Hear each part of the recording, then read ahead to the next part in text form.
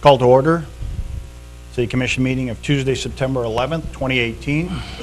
Before we get to the order of business, I don't think as a city we have met, Mr. Steiner may verify this, but since 9/11, I don't think we've ever met as a city on this date.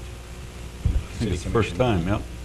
So what I would like to do is, in remembrance of this day, I would like to have a moment of silence for all that was lost and all that has been sacrificed and how much we have changed as a nation because of this day.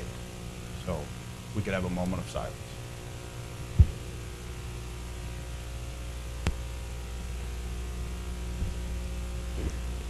With that, we'll go into the order of business. Mrs. Carlson? Thank you, Mr. President and members of the Commission. There is a change to the order of business. First one is number 7A is being removed. That's the final plat of the Odyssey, and that is being removed. The second one is due to in your packet, there was a budget memo that was included in there, and there was no matter how many times I read that, there was a mistake in a word under the 2019 budget recommendation by the staff of the reallocation. It was stated that there was a payment and the word should be project. So spell check didn't catch it, and neither did I. Ms. Carlson, why are we pulling the final plat for the Odyssey? May I ask City Attorney Murtha to address that, please? Yes. Mr. President, members of the Commissioner Trustin, with regards to the Odyssey final plat, it was scheduled to be on this evening. However, we received an email from counsel for Odyssey Theaters yesterday afternoon, late in the day, requesting that the plat be tabled until next meeting's agenda.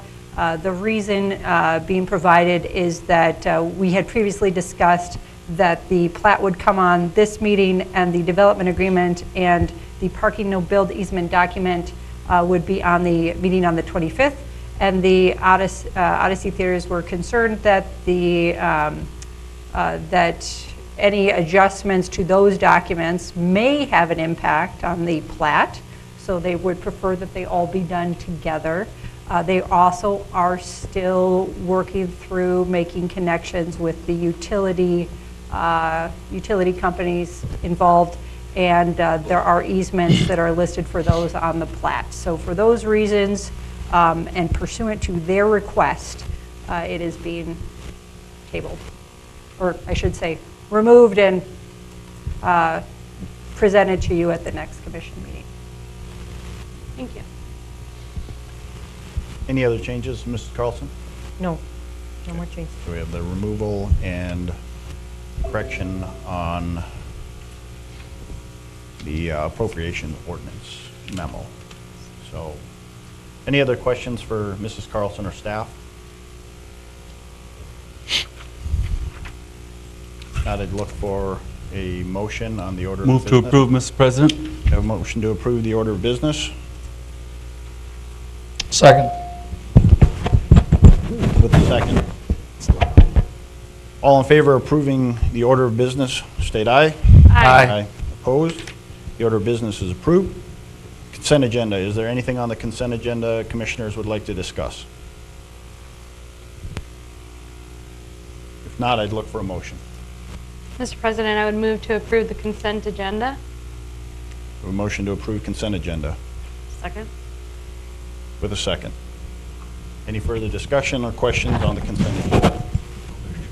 There was a question of whether there's supposed to be a minutes from the last meeting on the consent agenda. Mr. President, I can help answer that one.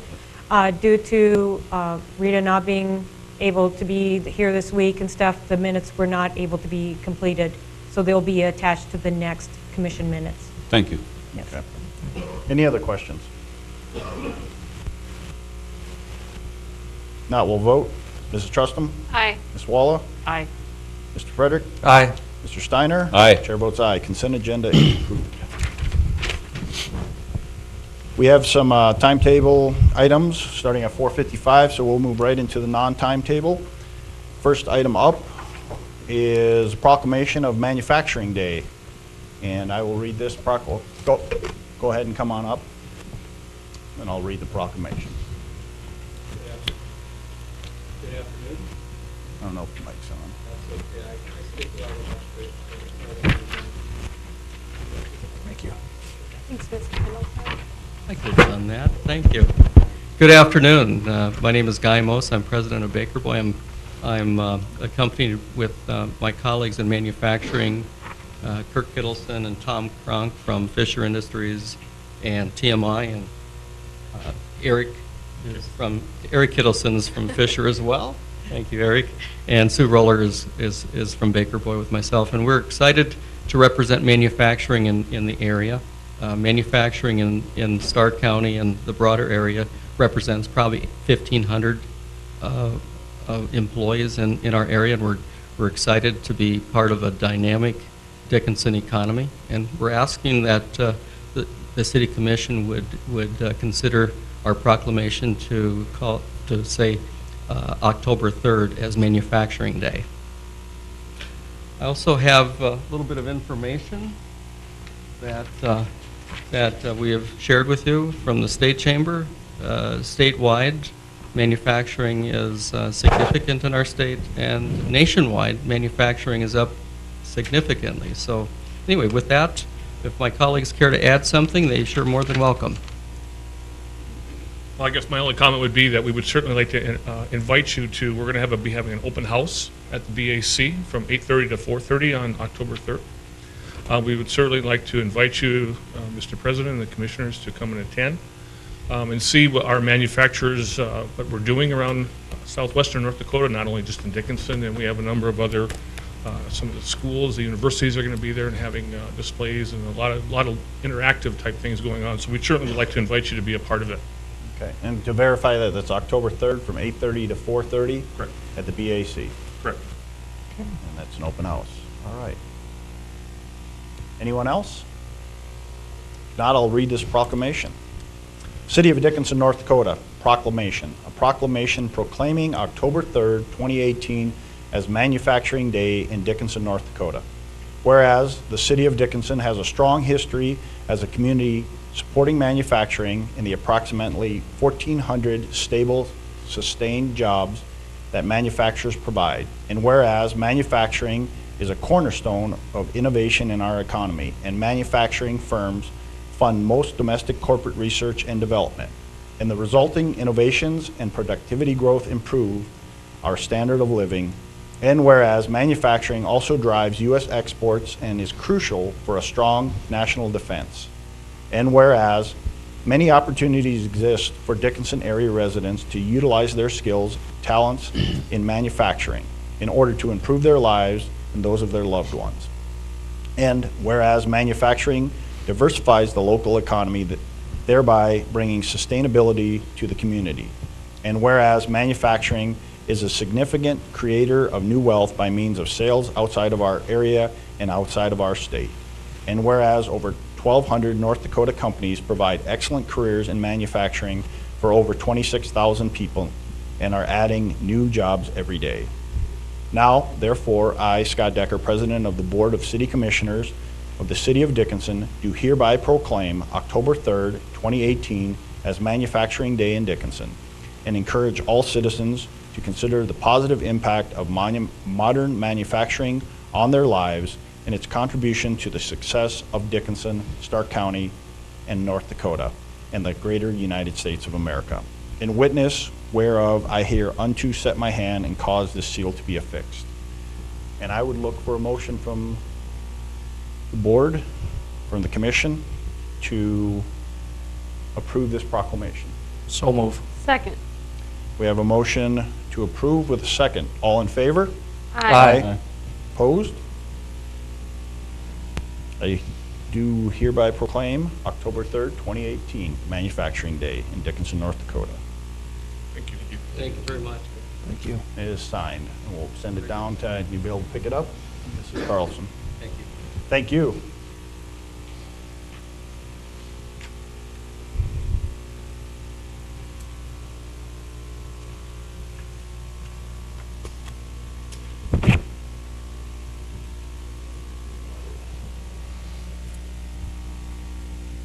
We'll move into item B, the 2019 Annual Appropriations Ordinance.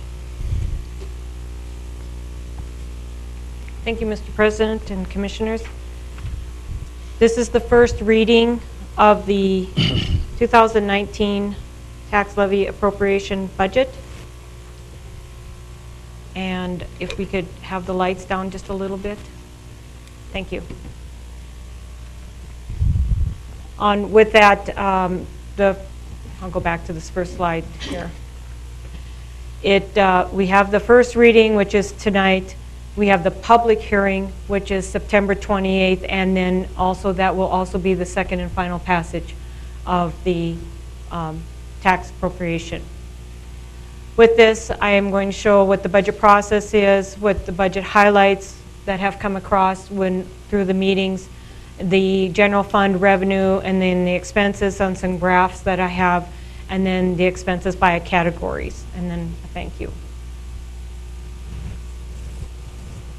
This is the budget process. Again, the first reading, the public hearing on September 28th, then also the second and final passage, and then by law, it has to be into the Stark County by October 10th.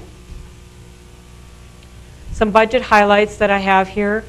2019 general fund is balanced, brought to you as a balanced budget at $19,191,661.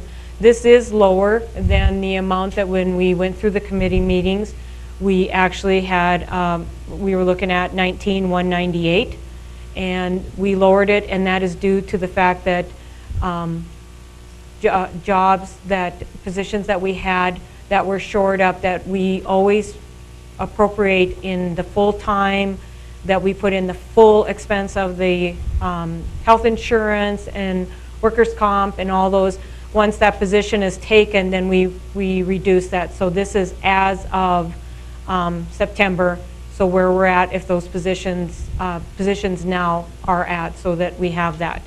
So for revenue and expenses, this is 14% higher than 2018 for a comparison.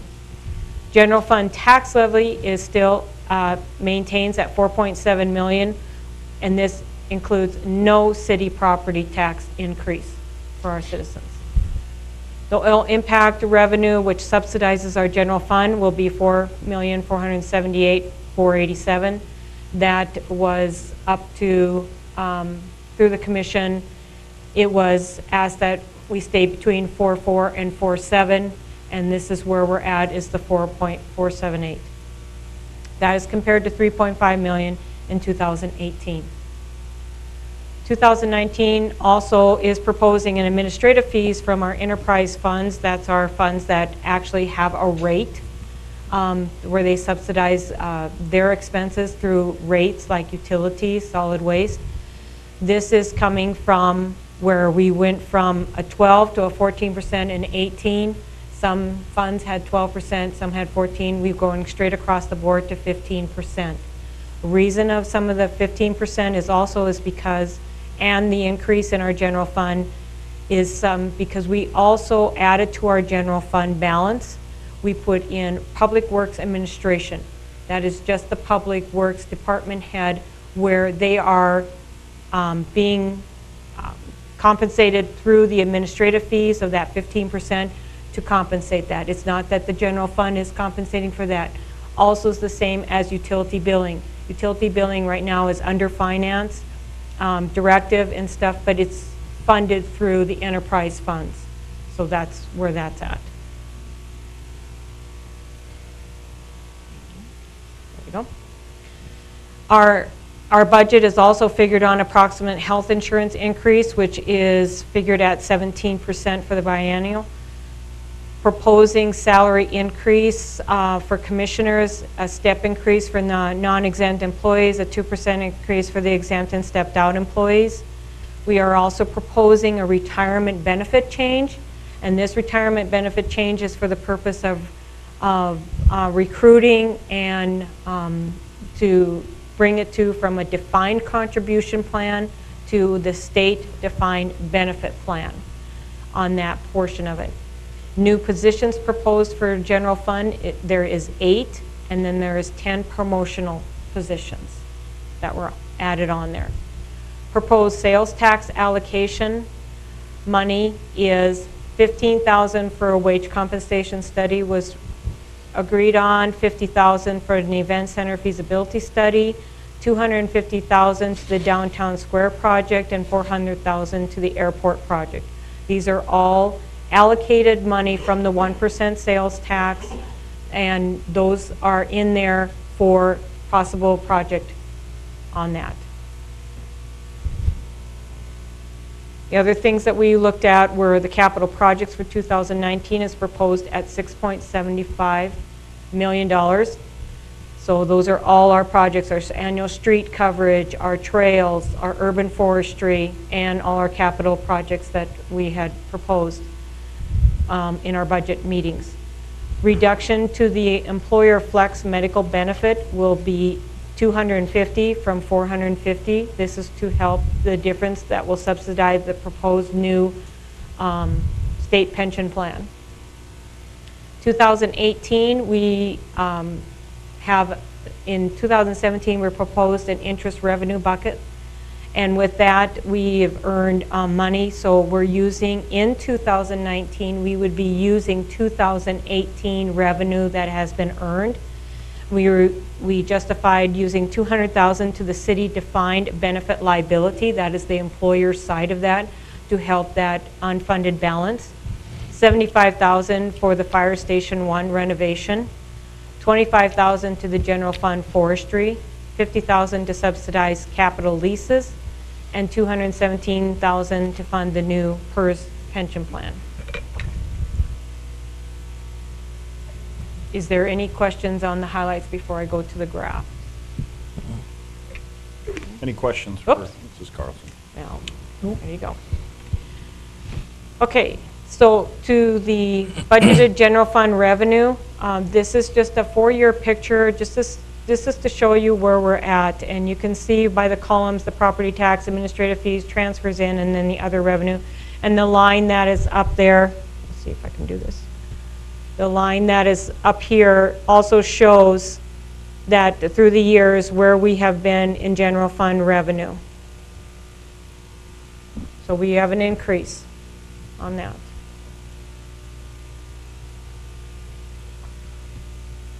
General fund expenses, again, you can see that it includes the salaries and the columns that have the salaries on there, and then the benefits. Those are your biggest expenses, and so I wanted to show, you know, how those have changed through the years.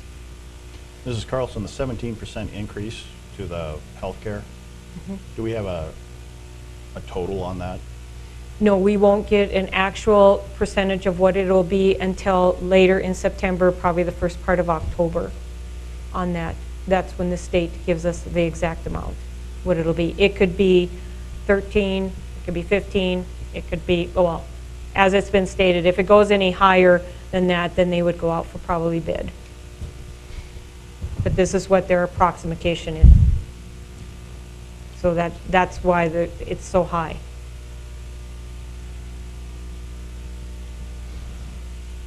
Expenses in 2015, 2019, this shows the different funds that we have, the general fund, the special revenue funds, and our enterprise funds. And where we're at, we are still a lot lower in expenses as far as it goes to when we were in the boom, but where we're at in those expenses and how they represent each other.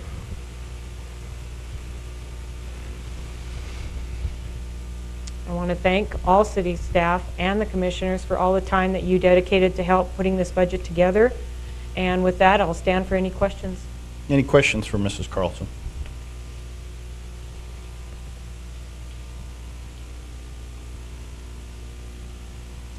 There are no questions. I'd look for ordinance number 1662.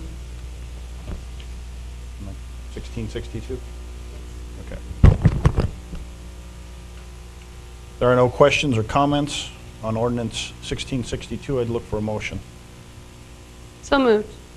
To approve. We have a motion to approve. Second. Any further discussion or questions? Now we'll vote. Mrs. Trustum? Aye.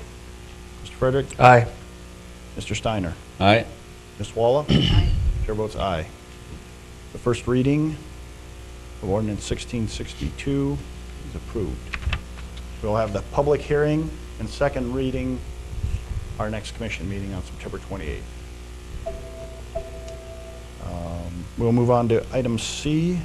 Oh, we're past the, well, we got 5 minutes. We'll move on to item C, the Human Resource Code. City Attorney Murtha. Mr. President, members of the commission, this is the second reading of the proposed ordinance number 1660 relating to changes made to the Human Resource Code, Chapter 29 of the Dickinson City Code. There are no changes from the first reading. There was, at your last meeting on August 28th, there was the first reading and a public hearing. I will say, for the benefit of anyone in the audience, that the changes being presented were to clarify within the language of the code language to allow for electronic timekeeping. There was certain verbiage in there that once you convert from a paper to an electronic format was rather inconsistent. And so these were clarifications that were made for that purpose. And I have no other comments on the code at this time and would be happy to answer any questions. Any questions for Mrs. Murtha?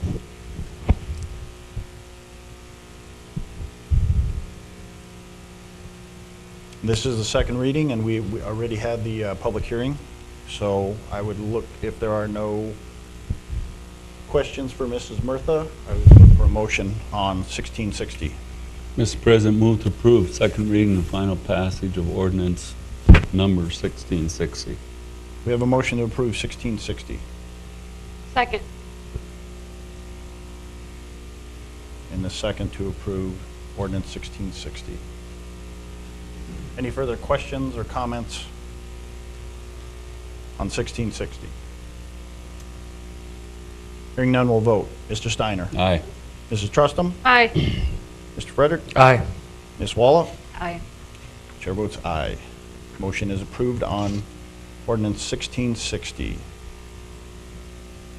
We have a few more minutes. We'll move into, we have nothing from public safety or police tonight, so we'll move into engineering. We have a DOT preliminary engineering reimbursement agreement for pedestrian bridge at exit 59, and that's going to be handled by Chief Engineer Tech Shear.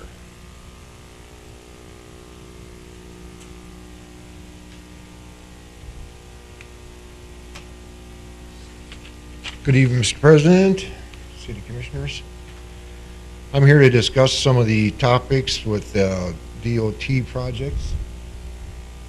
First one is exit 59, going out to Menards, building a bridge, pedestrian bridge going across the exit. And that will be just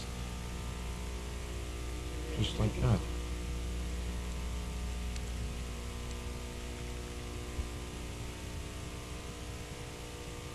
There we go. They'll be just building that bridge right across the exit. This other part going down is our sidewalk. That would be the city's responsibility.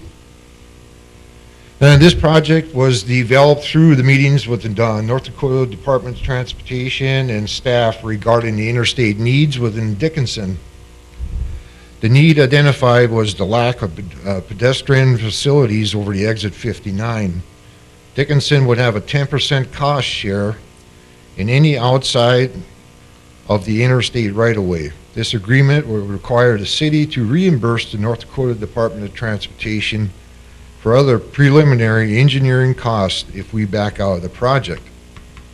Preliminary estimates have a total project cost of $1.2 million with the city's share of $50,000. Staff cannot foresee any reason that why we would not follow through with the construction of the project and would recommend approval of this agreement.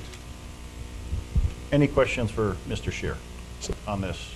That would tie into our sidewalk on the, it'd be what, the east side of, East side of the exit or the west business loop, yeah. down to 8th Street West. And that would stop there. And we'd tie, the one to the north side, we'd tie into the existing shared use path. And the pedestrian bridge would be similar to the one on 10th? Yes. The overpass on 10th? Well, it would be straighter.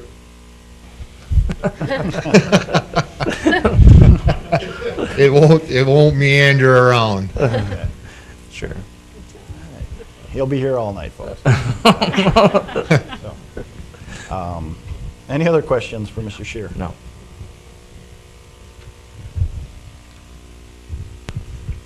All right.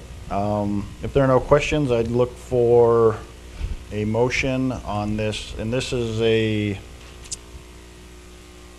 reimbursable agreement for the pedestrian bridge at X59. So you need a motion to approve the agreement. Mr. President, Go ahead. Yes. I would second Mr. Frederick's motion. Mr. President, I'll make a motion to Okay. approve the preliminary engineering reimbursement agreement on the pedestrian bridge of exit 59. All right. We have a motion to approve the agreement with a second. Any further discussion or questions? Not, we'll vote. Mr. Burdick? Aye. Mr. Steiner? Aye. Mr. Trustum? Aye. Ms. Walla? Aye. Chair votes aye. The motion is approved on this agreement. Mr. Shear, we have a 4:55 timetable, so you're going to have to come back up. So we're going to have to swear in one of our newest officers, so we'll have you back up in a few minutes. All right. All right.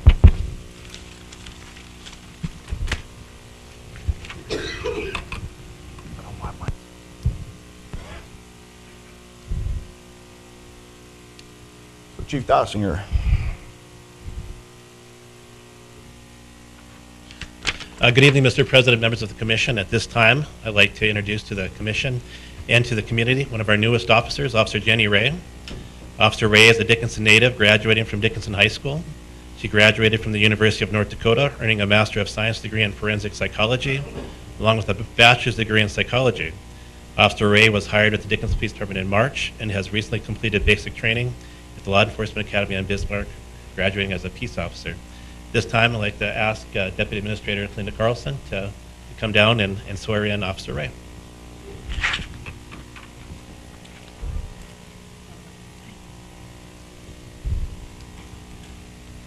So that you can follow along. Okay, raising your right hand. And repeat after me. I, Jenny Ray, will support, obey, and defend the Constitution and laws of the United States.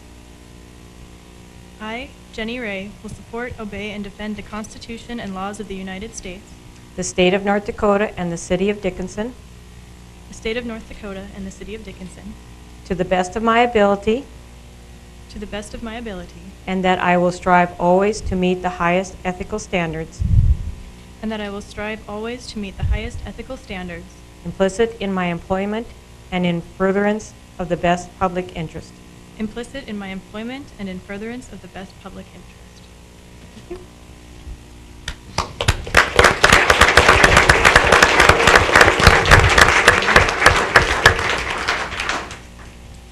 Okay. She gets this. Let me get out of your way. Well, Officer Ray, you tell us a little bit about yourself, what the chief hasn't told us yet. Well, I'm from here, born and raised. My family lives here. My parents live here.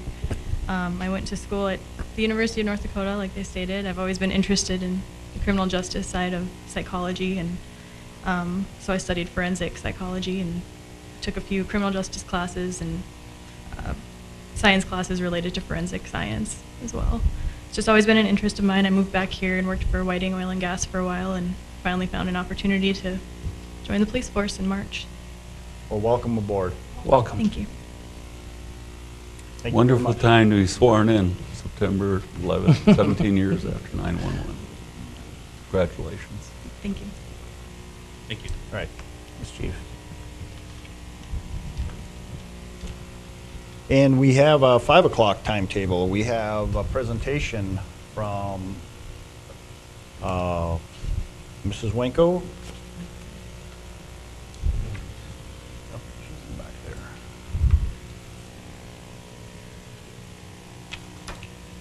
Good evening. Good evening, Mr. President, Commissioners. As most of you know, I am Christina Wenko. I'm with Makoff Kellogg Law Firm here in town. I serve as your city prosecutor, and it's been a while since I've been in front of the commission updating you on what's going on in the community, things that we're seeing, changes, and possible changes that we need to consider in the future. So I'll be brief. I do want to give an overview or a brief introduction for those of you who are not familiar with how our office works as the city prosecutor for Dickinson. We, Makoff Kellogg, took over the prosecution contract in 2015. Since then, I have served as the city prosecutor. Olivia Krebs serves as the assistant city prosecutor, and we have one full-time staff person that's completely dedicated to this project and this contract, since the administrative work is quite significant with this particular contract. So administratively, our assistant deals with walk-ins, and the amount of foot traffic that we get as a result of this contract is quite significant. We deal with all of the paperwork, dealing with law enforcement, talking with records, dealing with the clerks, with the judge, but most importantly, again, dealing with law enforcement officers in prosecution of these certain types of cases. So what we'll talk about, for those of you, and just as for general information, the city prosecution contract, my jurisdiction deals with any crime that happens in city limits that's identified as a Class B misdemeanor and below. That can include a DUI, can include disorderly conduct, infractions, retail theft, speeding tickets, anything of that nature is dealt with and handled in my office. We will see up to 1,000 cases on average a year. At any time, currently pending, I have anywhere from 90 to 100 active open cases at one time. So this breakdown will give you an idea of what types of cases that we're seeing. As of August 24th of this year, excuse me, that should be this year, not 17, we've had 527 cases that have been settled within the city with the clerk's office. Primarily the types of cases that we're seeing, a large number of them, 36% of them are DUS matters. DUIs, reckless driving cases, are coming in at a close second. And then we've also seeing disorderly conduct and theft charges are also on the rise as well. And so that gives you an overview of the types of cases that we're seeing and the numbers that we're seeing thus far.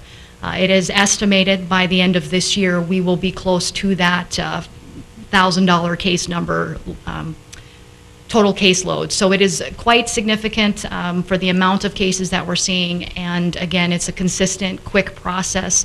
These cases move much quicker than a normal civil case would go through the court system.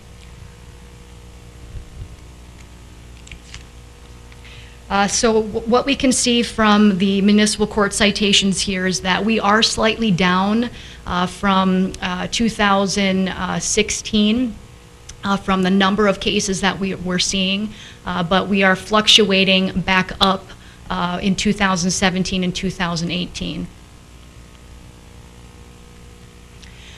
This graph represents the municipal court fines and fees that have been collected up and through this year. I only went through March, but as you can see, we are gradually increasing the amount of fines and fees that have been collected in this March of 2018 is comparable to what we were seeing in March of 2016. So that tells us that the number of cases is remaining steadily, but the fines and fees are increasing.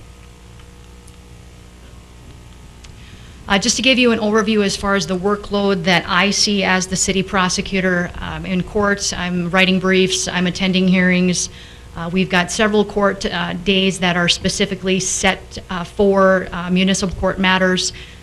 Most of you probably know Thursday is city court day, so I'm usually hanging out over here working with Judge Keogh and the clerks. And on Thursday mornings we have city court, and in the afternoon, if there's any trials that go, then we are here in the afternoon, and Judge Keogh is hearing those matters. Just for the commission's information, we are seeing an uptick in the number of cases that are actually going to trial. We've had more cases tried this year than I tried in my first 2 years as city prosecutor. A lot of them are DUI related because the new changes in the law since Birchfield came out in June of 2016 has caused a significant increase in the amount of DUIs that get contested. We're also seeing several administrative traffic trials. Thus far, we've had 20 that have been contested. Those include speeding, overtaking school buses, which we are seeing a lot of right now because of it being, you know, school coming back in and so forth. Exhibition driving, drag racing, red lights, things like that. What we have done and what we've been doing over the last couple years is my office has been taking a more active role in working with building and code enforcement to enforce the violations of the city and building code. We started doing this a couple years ago to help out and make it a lot easier on the building code enforcement officials to put some teeth to people that are violating those specific codes. So what we've done is, and again that works with building code and fire code regulations, we're seeing incidences where we're having to file charges for people that have garbage on their property. There's open burning. We've got some incidences where we had livestock on the property, and people not hooked up to city sewer and water services. So all of those particular things under the city code allow us to get involved as the city prosecutor to get people moving, to get these things updated and so forth. And these types of cases, they do move much slower than an average criminal case. So we are seeing more time invested in these types of cases. And we have to meet with building and code enforcement. We have to have conversations with them. We often have to go back to the property, have them re-evaluate it, see if it's cleaned up. And so it's a multiple process, multiple step process with a lot of people involved in these types of cases. We are seeing also an uptick in animal-related incidences. We've just 2 weeks ago, I issued 5 complaints for nuisance complaints for animals running at large. We are also seeing, unfortunately, several incidences where animals are running at large, but they're also causing damage to property, and also people have been bitten. So that also increases the number of vicious animal complaints that we filed recently. That involves any incident with an animal that shows previous signs of aggressive behavior. Often people are bitten, and that sometimes gives us the authority to have the animal removed from city limits. So unfortunately, we are seeing a lot more of these recently, and we're working with dealing with enforcing those. Other matters, just so the commission is aware, I believe last year I went ahead and did some updating to the criminal code sections because it hadn't been updated for several years. Some of the things that we did, updated the fines associated with certain offenses to make them consistent with the North Dakota Century Code, updated the information regarding minors in possession, and then we adjusted certain levels for infractions. For instance, your first offense, retail theft for a first offense is no longer an infraction, it's a B misdemeanor. So I'm looking forward in the future, we're looking to do some revisions to the fireworks ordinance. And I've talked with Attorney Murtha about that because there's some issues with the enforcement from the court's perspective on how to deal with that.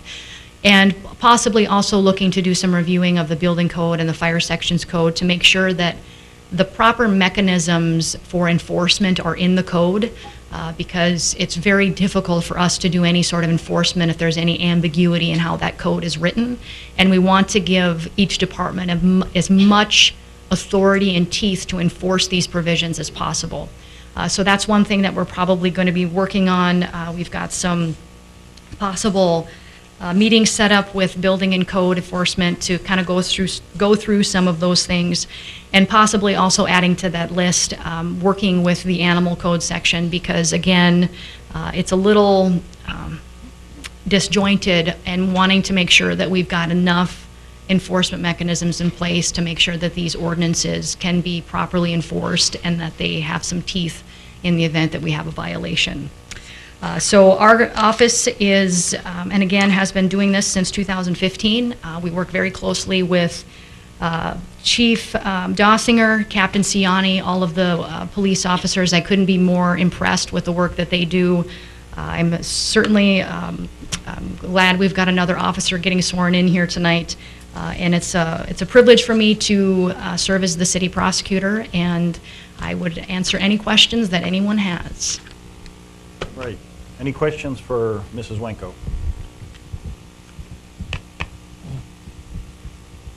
Thank you very much. Yep. Thank you. The next item on the timetable is the 2019 prosecutor agreement, and that'll be handled by City Attorney Murtha. Thank you, Mr. President, members of the commission. For your review and presentation, we thought it would be timely to present this agreement to you now, along with the presentation you received, even though it won't begin technically until January 1st, 2019. As referenced at the budget meeting, the contract price for these services for the calendar year 2019 is $162,000, and included within that is in addition to the services, as Ms. Wenko indicated, she's scheduling meetings with building code officials. We specifically included within the contract language quarterly meetings for enforcement officials, be they from building code, animal enforcement, fire code, any of those cases that take an extra amount of time to get through the system. She was talking, had referenced with regards to those building, if you recall the slide, the building code violations. They can take a little bit longer, but this will give these code enforcement individuals and Ms. Wenko an opportunity to sit down, discuss what are the top priority cases, and are there multiple issues occurring at an individual property, which can often occur. You might have several enforcement issues happening that may cross over from animal enforcement to building code, for example. And I would, staff recommends approval, and I would ask for that this evening. Okay, any questions for Mrs. Murtha? Mr. President, Yes. Ms. Murtha, is the $225 per hour, is that what it was last year? That, I believe it is, and it is with regards to appeals only. Okay. Do you know how many appeals we had last year? I would refer to Ms. Wenko on that. And also to confirm whether or not it's the same rate as last year, which I think. Commissioner Steiner, we've had one appeal since I've been doing this, and that was in 2016, I believe.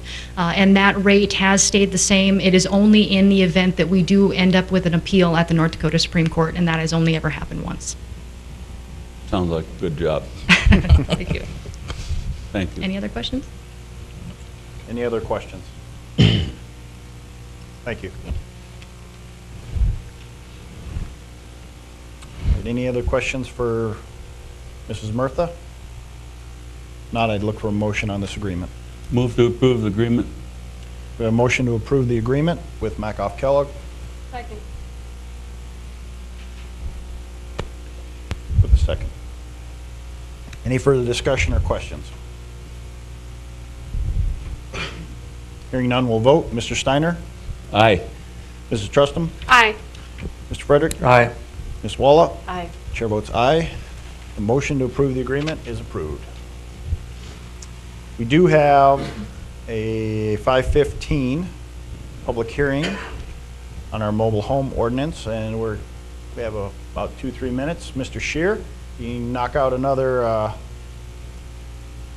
DOT preliminary engineering reimbursement agreement. Put your track shoes on tonight. We're going to get you going back and forth. So, It's all right, thanks. The next one is 5B, that would be the East Business Loop, North Dakota Department of Transportation preliminary engineering reimbursements. This project was developed through the meetings with North Dakota Department of Transportation and the city's staff regarding safety and traffic concerns on the East Business Loop. The project scope includes widening the East Business Loop excuse me, to 3 lanes, intersection improvements, specifically at 10th Avenue East, drainage improvements, lighting, pedestrian trails. Dickinson would have a 10% cost in all the work. The agreement would require the city to reimburse North Dakota Department of Transportation for all the preliminary engineering cost, if we back out of the project. Preliminary engineer, or estimates for the total cost of the project is $20.6 million, with the city share of $2.6 million, or $2.06 million. Staff cannot foresee any reason that would not follow through with the construction of the project and would recommend approval of this agreement. Thank you, Mr. Scheer. Any questions for Mr. Scheer on the? Mr. President, Yes. Mr. Scheer, what was the total of that, 20? $20.6 million for the total cost. Okay. And I'm assuming that's including curb and gutter. That is correct. All right. What type of improvement do they have for the intersection of 10th? They're looking at a roundabout now, but nothing written in stone. I'd like to have discussion when that comes up, whether we put a roundabout in there. That'll be, you have until 2021. Right.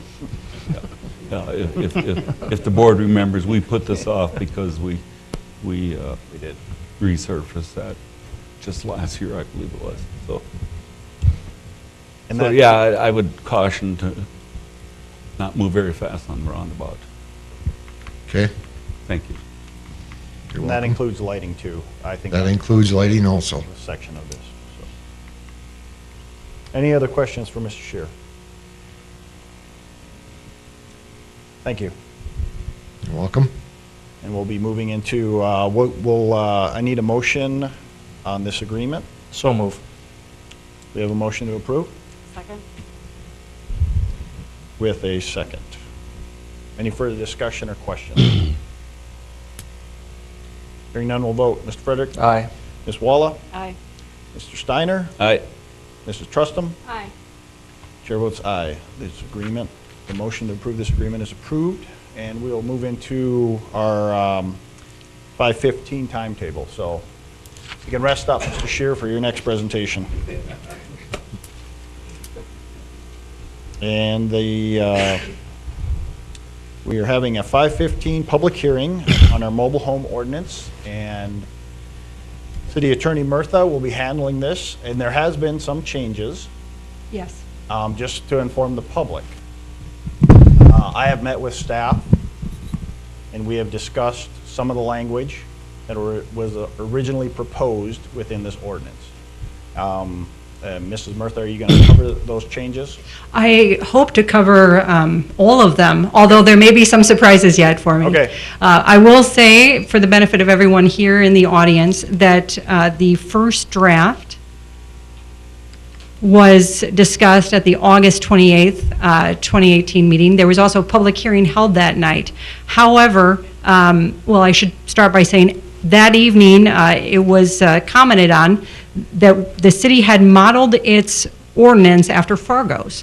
However, it was just a draft, and because no one appeared for the public hearing, we discussed ways to make sure that we had the appropriate feedback, one of which was to send letters out to all the affected mobile home park or RV park and campground owners. That was done the Tuesday after Labor Day. It's not reflected in the schedule up here, but I wanted to make a note of it.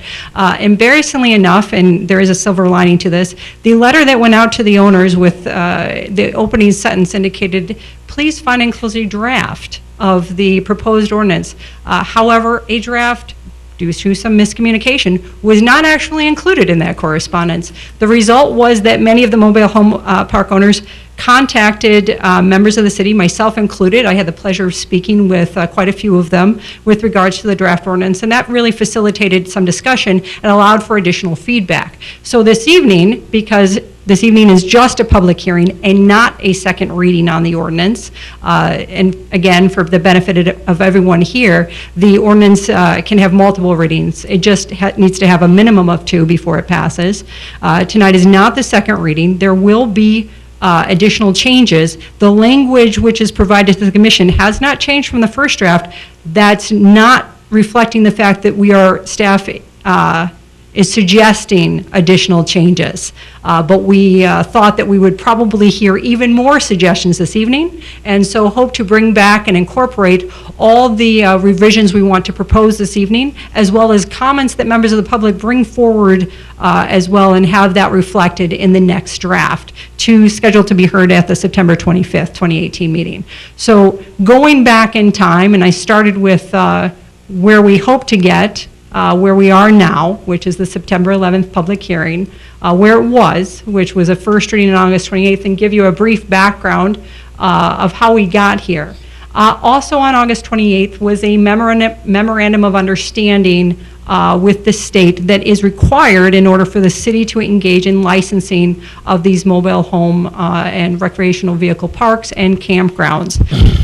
The state reserves jurisdiction to license. However, the state law allows the Department of Health to agree to allow political subdivisions to also, or I should say, transfer the jurisdiction or licensing authority, provided that the political subdivisions have an ordinance and other requirements that are in line with state law and are at least as provide the minimum regulations that are required under state law. The 2018 license year, discussions with regards to this process started in 2017. The 2018 license year was designated the year of transition because the city expressed an interest in resuming licensing authority from the state. So the state agreed. And we have been in the process of coordinating efforts with them to make sure that we have the appropriate law in place so that we can resume those licensing and inspection obligations. The city did used to have a mobile home and trailer park license. However, the most recent one was repealed in 2006. So during that time, the state was solely responsible for its licensing authority. I wanted to, this slide would indicate some comments that we've received about the proposed code, the existing code. In referring to existing code, we're talking about other chapters of the code. The comments we are making this evening and the feedback we've already received. So the not all of the terms of the proposed ordinance have been commented on, but several have risen to the surface, so to speak, as the really important ones. And I think the first one that everyone recognizes, both staff and members of the community, is with regards to the surfacing of the roads within the mobile home and licensing park. Currently, actually in the city zoning code in Chapter 39, it does reference pavement for these parks, so pavement for the road. So that is in Chapter 39 currently. However, as noted at the first presentation, there are some mobile home parks that don't have any pavement, and some that had pavement for part of it. Others were had pavement, but that pavement had fallen into disrepair. So there had been quite a bit of a discussion about, should we require paving everywhere? And if so, one, what is the basis and what is the, what's the intent behind the paving, and also what would the requirements of that paving be? It should be noted that in state law, the state law requires that the roads be maintained so as to facilitate movement. It doesn't go into specifics about road type. Our fire code also requires a hard surfaced, without using the term pavement, but a hard surfaced four-season road that is sufficient to support emergency vehicles. I will say, just so everyone's aware, on the next slide, that will indicate some of the suggested revisions, and we do have a suggestion for a revision to this particular language to acknowledge and incorporate some of the feedback we received. Another issue that came up is with regards to propane. The proposed ordinance doesn't adequately address safety concerns related to propane. The fire code does apply to propane use within the mobile home parks. It also has a lot of requirements, and one of the things that was brought to our attention, my attention, and the fire department knows, is that the fire code is adopted by reference in our code. So it is not necessarily very easy for individuals to find the regulations that apply to them because they're not specifically written out in the code that's available online. And so for this particular component, because it is so important, one of the suggested revisions that we're going to be making is bringing language that applies to propane use within the mobile home parks and putting specifically in the code so that someone, a mobile park owner or someone living within the park, can look at that code and know exactly what the requirements are as opposed to having to go look for them. Another issue that was brought to our attention, both actually our building official raised it as well as the state in looking and reviewing our ordinances to make sure that they would be sufficient to allow for that transfer as jurisdiction, and which we did also receive questions on, is what about storm management? And we're referring to what happens in the event of a storm to avoid tragedies. What are the requirements for the parks? I will say that the proposed ordinance requires a management plan. Basically, not that you have to have a structure on the at the facility within the park itself, but that the owner-operator has a storm management plan that says, in the event of a storm, in the event of a tornado, for example, flooding, here's what you need to do, and here's where you can go. Here's where you can safely find cover or shelter during these storms. Actually, our Chapter 39, I would say the state also requested this, again, because of the tragedy in Watford, which I'll be commenting on also in a subsequent slide, but they are also requesting that that the storm management plan be addressed. Our Chapter 39, again, our zoning code, actually requires a shelter within the park itself. So would the city go down the road of just requiring a plan as opposed to the park owners having to construct a shelter, which could be very expensive and also limit available land within the park itself, that it would be, we would recommend amending Chapter 39 to make that consistent and clarify that so that there is not an inconsistent language in the code, because one of the provisions within our code indicates that if whatever the most restrictive provision is, that's the one that applies. So requiring an actual underground tornado shelter within a park would be the most restrictive. Another thing that was brought to our attention that required clarity was the definitions. So for example, under state law, an RV park only requires you to have a designated 3 lots. However, because we modeled our ordinance after Fargo's, when we borrowed the language, it said an RV park is one that has at least 20 spaces for RVs. Well, I was contacted by one owner in particular that said, who is operating currently, and said, well, I don't have 20. I have less than 20. Well, the state only requires 3. So what we need to do between now and the next reading is look at the actual number of lots at each individual park and make sure that, again, we're maintaining state levels. We can't go lower than state restrictions, so it has to be at least 3, but making sure our ordinance addresses and considers the existing licensees and that we don't inadvertently make it burdensome upon the owners. Finally, compliance with other city code and state statute. There does need additional clarity with regards to the RV or trailer regulation, any penalty provisions, and enforcement provisions. So we do need the additional language with regards to that. So the next slide here. Okay. Suggested revisions. The roads. This suggestion came forward from the fire chief, who I know had several conversations with individuals with regards to this provision. The roads for pavement for new additions or parks would be required. So looking again for not anything that is existing, but going forward would be requesting pavement. The current owners must maintain the current pavement if they have it, but if they don't, that you do not need to pave the roads if you're an existing owner, but you can in fact use crushed asphalt or concrete.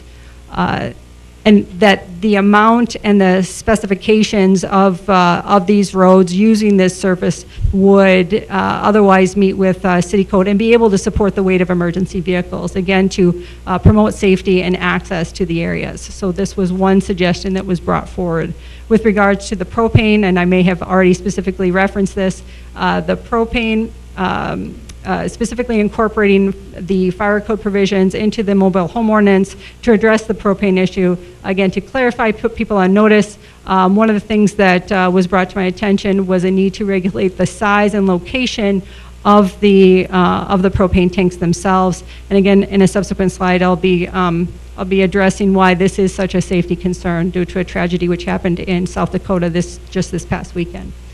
Storm management. Again, the modification of Chapter 9 for consistency, staff is recommending the storm management or the shelter management plan or storm management plan as a very good compromise and a way to promote safety. And the state was very amenable to this provision, again, in definitions and other references to city code and state statute, just making sure that we are clarifying and including enough language in there so that the terms are not ambiguous. Moving on with regards to the storm shelter, many of you, I should begin by saying this. I'm sure there are many people in the room, at some point in your life, you had that moment where you said, if I only knew now, if I only knew then what I know now, I would have made a different decision. Hindsight, right? The ability to have the hindsight. Well, what these tragedies offer you today, members of the commission, and again for the benefit of the public, is foresight.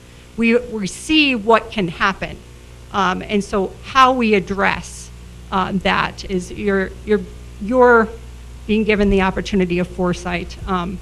So I'm sure many of you recall the tragedy which happened in Watford. This picture and the quotes come from the relate to that and come from the Bismarck Tribune article from July 10th.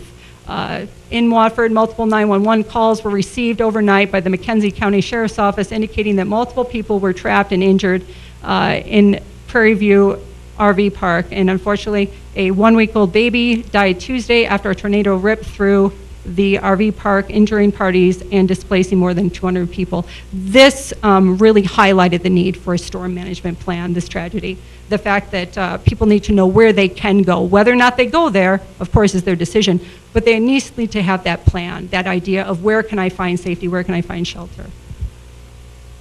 Again, referencing, this is a picture from the Black Hills Fox, KEVN from this past Friday, 9/7. It was also reported in the Rapid City Journal on 9/8. The picture is of an explosion occurring at a home where a fire reached the propane tank and it exploded.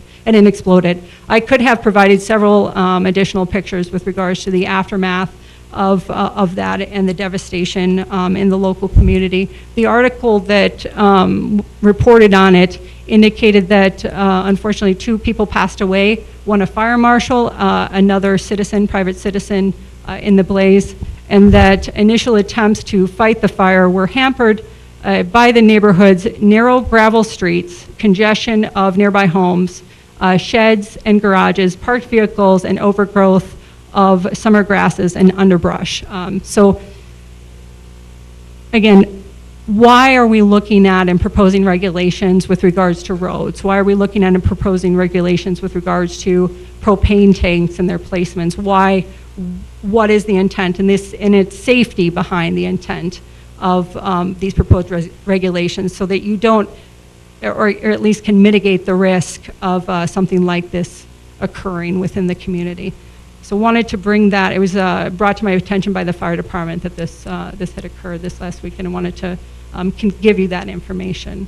So at this time, that concludes my presentation. I'd be happy to answer any questions that you have right now. Any technical questions, I will of course refer over to the experts that are sitting behind me. Otherwise, I would defer on this and open it for public hearing. Any questions for Mrs. Murtha? I guess there are no questions. My only comment would be In discussion with city staff, I know we had discussed about the road, and at that time, the definition would be a well-maintained, four-season supportive structure. I guess I would open up for discussion if we want to mandate that there be crushed concrete or asphalt.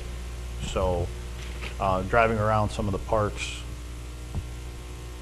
I do agree with if it is paved, it needs to be maintained as paved, and the other roads need to be well-maintained, you know, all-weather and supportive of. And I think our biggest apparatus, and Fire Marshal Selly can verify this, I think is 60,000 pounds. He's nodding yes. So a road that can support 60,000 pounds for those of you in the public. And I know that has been the discussion that I've had with staff. I don't know if other commissioners have had any discussion with staff, but I think that's where the language is going on the road. I am concerned with the access to certain trailer parks by our law enforcement and first responders. And I think that needs to be addressed in this ordinance so that our number one duty is the care of the people in the city of Dickinson. And we need to be able to respond to any emergency. So, any other comments or questions for Mrs. Murtha before I open the public hearing? Mr. President, my only question would be, within the state code it says hard surface. What exactly is, I mean, that's kind of ambiguous. What is a hard surface road? So actually, the state law only says surface to facilitate movement. It's our fire code that indicates the hard surface. And there are several comments in the fire code. What does that mean?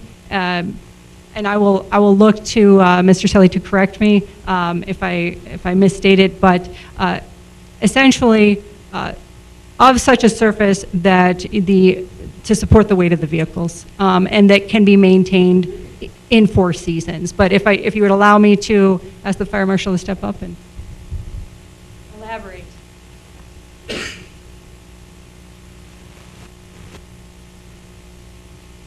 Commissioners, the code does say all-weather surface as it's written. As we adopted it in the last adoption code, we actually said it had to be hard surface, which means concrete or asphalt, which the code commentary comes back and says what it means is this, but it's a prescriptive code and allows you to make one that would work, whether it's crushed concrete or asphalt. The interesting thing is that when you go back into the mobile home code, chapter 39 of city code, that's where it already calls for pavement in that already existing from, I think it was 98, I believe was that ordinance.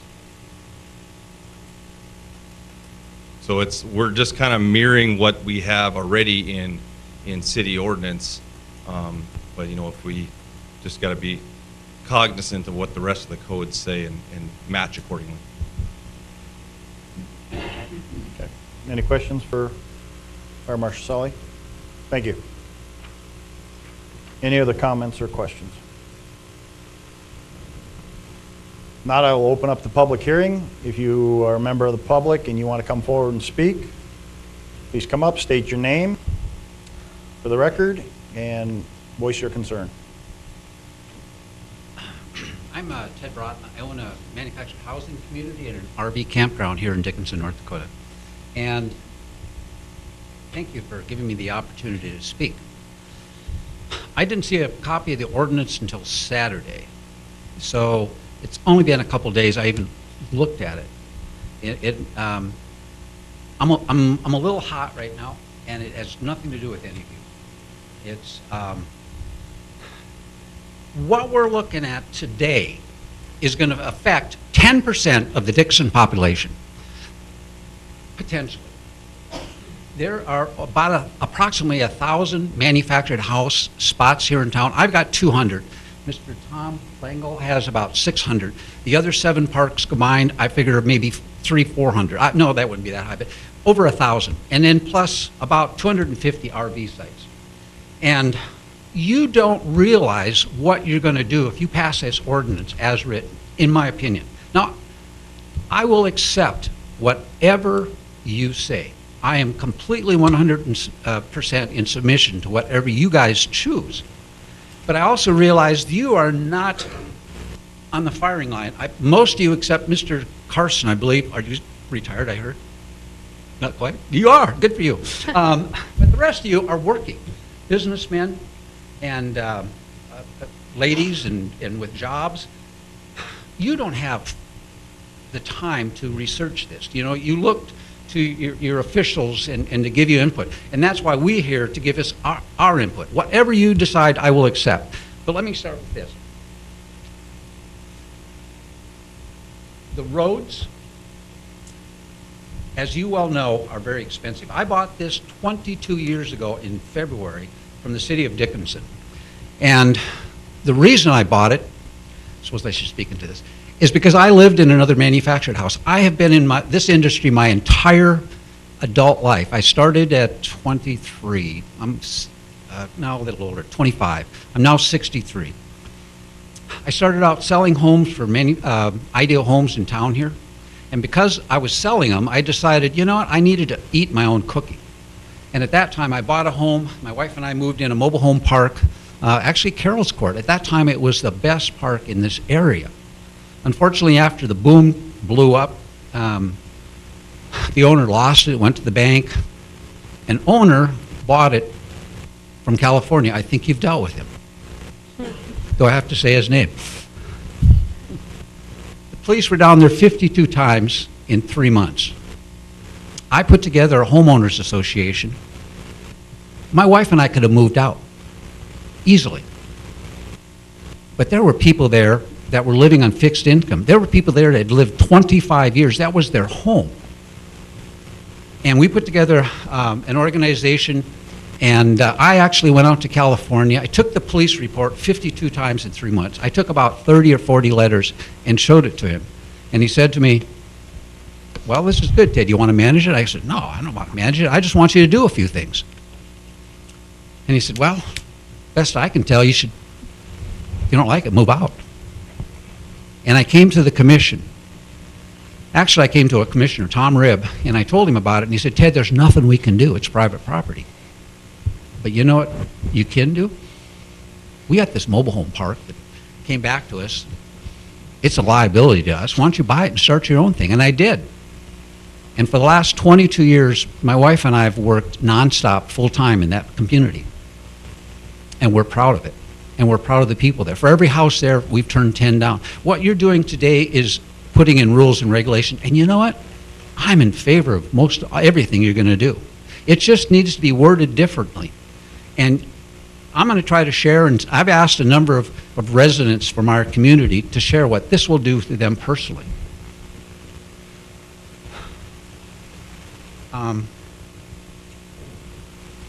The roads. There was no ordinance when I bought that I had to pave those roads. Well, first of all, I wouldn't have bought it. I knew if I had to pave the roads. I've got about 2 miles of road up there. If I put them 30 feet wide, that's 300,000 feet.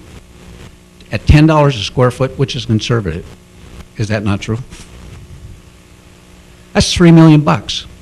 So you gave me 10 years to do it. I'd have to raise the rent from $350 a month to $900. And I'd have to have them sign a 10-year lease, or I could never get a loan for that amount. Well, how many people are going to stay?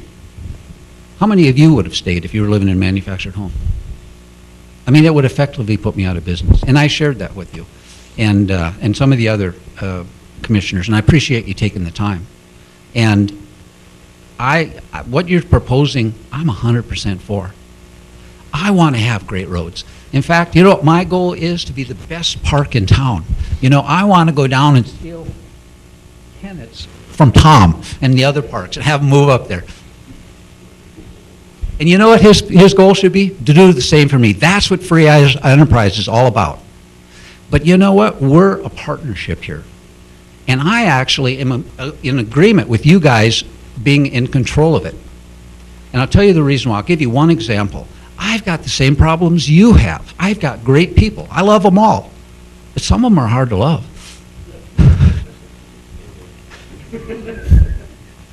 And I've got to be the bad guy. I've got to be the enforcement guy. And I've got to be the fire department. And I've got to tell them to clean up their stuff. And it's hard to do. I'll tell you one story. And you asked for a solution when I talked to you, didn't you? Well, the city gave me a solution here about a year and a half ago. I got a letter from Terry. I don't know if he still works for the, okay. And I knew him quite well because he's coming out all the time in the boom and putting gas pipe, inspection and that kind of thing. And he called me up. He said, Ted, he says, no, don't get excited, but I'm sending you out a letter. I said, what for? He said, well, you got a couple yards in there that need to be mowed. I said, oh, man. And he said, well, it's $500 if you don't do it within 10 days. And I got pumped. You know why? Because I was asking those people to mow them for a month. And I went over, I mowed them, charged them $22. And they called me up, what's this? I said, well, it's either $22 to me or $500 to them. And guess what? My park looks a lot better because of a letter I got from you. So you can help me make my park better. But if things like the road and a couple other things I'm going to bring to you are implemented, well, first of all, the road would have put me out of business. Honestly, it would have been done. I couldn't even have sold the park because in our economy right now, it just doesn't pencil. It just doesn't pencil. Okay, so 2/3 of my community is RVs. And I'm proud of it. Actually, it's a lot of fun. I meet the best people from all over the country. A part of those are people that live in there for various reasons. You know, it's kind of like the new mini, tiny house. You know, and you know, a lot of people go work all their life, save some money, buy an RV and see the world. I've got some people here that I hope they get up and speak. Their parents lived 25 years full-time, traveling around and doing whatever in an RV. That's not temporary housing, you know? It's a niche market. And so I'm going to get to one of the things that I want to discuss. And in this ordinance on number E, it talks about recreational vehicle park, recreational vehicle space. Well, you know what? That's on the first page. They called me a campground before. When did I become a recreational vehicle park? Well, this came from Fargo. Well, you know what? We're not Fargo. And no matter how hard we try, we will never be Fargo. My wife grew up in Moorhead. And honestly, I honestly think, well, first of all, most of the people in Fargo don't think about us. And some of them think we're deplorable. And the rest of them want our money. You know, our biggest industry is ag and energy. Mr. Broughton? Yes, sir. Could you just pause? He's referencing the Fargo ordinance, 80 pages. How many pages? 5. 5 pages, but you said there's item 80? 8 what? E. Okay, my hearing's been blown out by the Army, but. I'm sorry. Okay, so item E? I'm sorry, E. It talks about recreational vehicle. Okay, so let's go further on there. And it is designed as a temporary living quarters. Okay, do you have our ordinance, Mr. Broughton? I don't know. Are we looking at? You have Fargo's. Ordinance 1661? This is ours. Dickinson. It's E right here. Yeah. Okay, is that? Yeah, you're right. 1661, you're on Okay. E. First page, right? Yep. I'm just trying to reference where you're going with the RVs here, so. E. Yeah, I got E up here. First page. There you go. No, get it, okay. Okay. There you go. Okay. Now we're cooking, so. Okay, maybe, would you like me to answer that question? Yeah. With regard, I'm just checking the state definition, so we can't be less restrictive than the state, we can only be more. So the state definition of travel trailer means any portable unit designed to be used as a temporary dwelling for travel or recreational purposes The term travel trailer includes the following: an independent travel trailer, which is a travel trailer containing toilet and lavatory facilities, a dependent travel trailer, which is a travel trailer containing either toilet or lavatory facilities or having neither facility. So that definition, as far as, again, temporary, that comes from the state code, and so we do have to include the verbiage temporary when defining. Okay, that's fine. So who among us is going to define that? And who's going to enforce it? And how, am I supposed to be now, sending you the records every 30 days of how long they stayed there? What if someone comes in and has a tiny home and they want to stay there for 2 years? What if I have somebody come in, they're a traveling nurse, and they're going to be working at the hospital for 6 months to a year? What if I got an oil worker that come up here and they don't want to get an apartment? They don't want it because they don't know if 6 months from now or 6 days from now they're going to not have a job. They get an apartment, they sign a 6 months to a year lease, they get transferred to Texas. Now what do we do with the furniture? What do they do with that year lease? Am I to tell them they can't stay there because they want to stay long term? I mean, you define long term. That the length of the temporary was something that was raised and needed for, raised by both the building official and the fire department as an item that needed to be clarified. So you're correct, that does need to be added to the code. Okay. So we're going to put in a year and a half they can stay. Is that what we're going to do?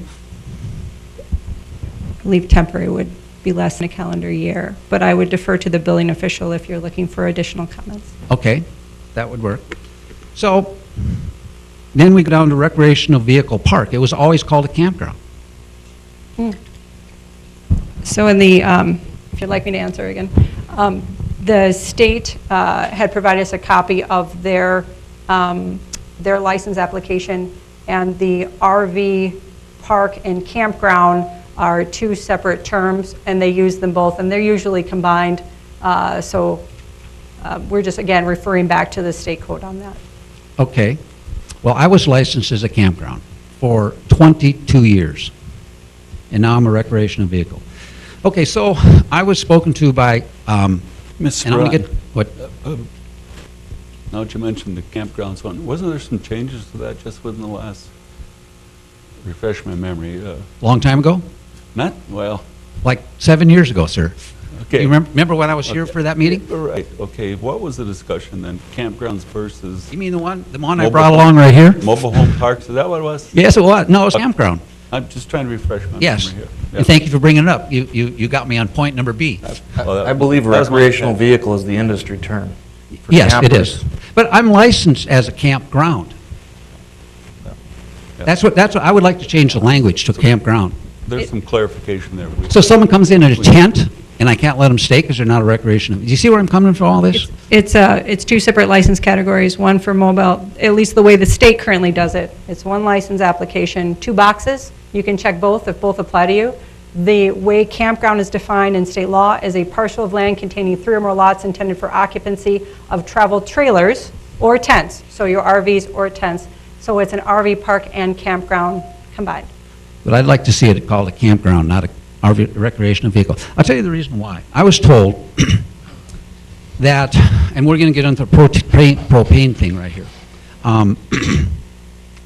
My understanding, and I could be wrong, according to the fire code, it's not illegal to have propane in the city limits. Correct. You can have 100-gallon propane tank right up against your building. You have to keep it 10 feet from the source of ignition. So in other words, if your exhaust is coming out, and during the boom, we had a huge influx of people. Huge influx. And, you know, really, campgrounds and manufactured housing community was a shock absorber for this city. Where would you put 2,000 people? You could build houses for them, you could build apartments for them, and they're gone. And now we're sitting with all these apartments and houses sitting empty, and what do you do with them? They sell cheap on the market, now it devalues everybody else's house that's out there. You really need us in there. I mean, a lot of people discriminate against manufactured housing, quite frankly. You know, and unfortunately, sometimes justifiably so. I don't care what industry you get into, there is 3% that's going to muck it up for everybody else. And we've got our 3%. And let me get back to the propane. So you could show slides of things blowing up until the cows come home. And you could show tornadoes forever. You're not going to have a risk-free world. And I lived almost 30 years in a manufactured home. I knew that there was a risk involved. I had a personal plan. It's called personal responsibility. Where's this, tell me, where's the city's storm shelter plan? What do you have? Heartland Village, if they have to build a structure, it would be probably close to 2,000 people they'd have to build it for. And then you'd have to build parking. So that you're not going to walk to that, are you? Mr. Broughton, I think we clarified that in her presentation. We're not going to require a Right. building. We're not going to require a building. We're just going to require a plan. Well, the way the slide looked, it looked like that was the next step. No. Okay, well, I apologize for that. I shouldn't have got onto that anyway. But what I'm going to address right now is the propane issue. If you do, as the fire department recommended, which I highly respect, and I respect the building department as much, I would love to work with them. They're good people, they're hardworking people, they're honest people. You know, rules without relationship leads to rebellion. And, you know, if they send me out something that I've got somebody in non-compliance, it'll tickle me pink, because now I can get them to do things I've been trying to get them to do for months. You'd actually be helping me out with a lot of this stuff. But if you limit me to only having what's in the camper, a 30-pounder, when it's 10 below, If you would like, we can have Fire Marshal Selly come up and comment on the requirements. I think he's had conversations with you about propane. if you like.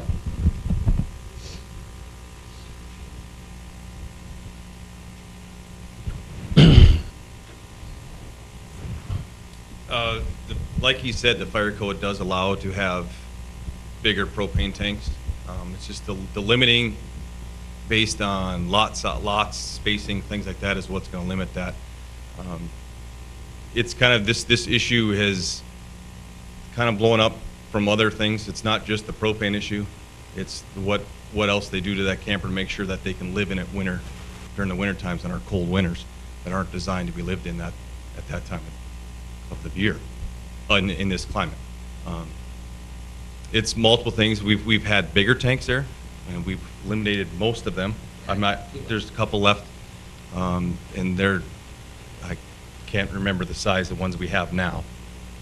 500s, 250s? Yeah. Okay. So there is some exceptions for it, but it's the limitations and the distancing, that stuff that's not in this ordinance that we need to get written out in this properly so that the mobile home court owners can find it. They can't actually get to our fire code unless it's written in one of our city ordinances.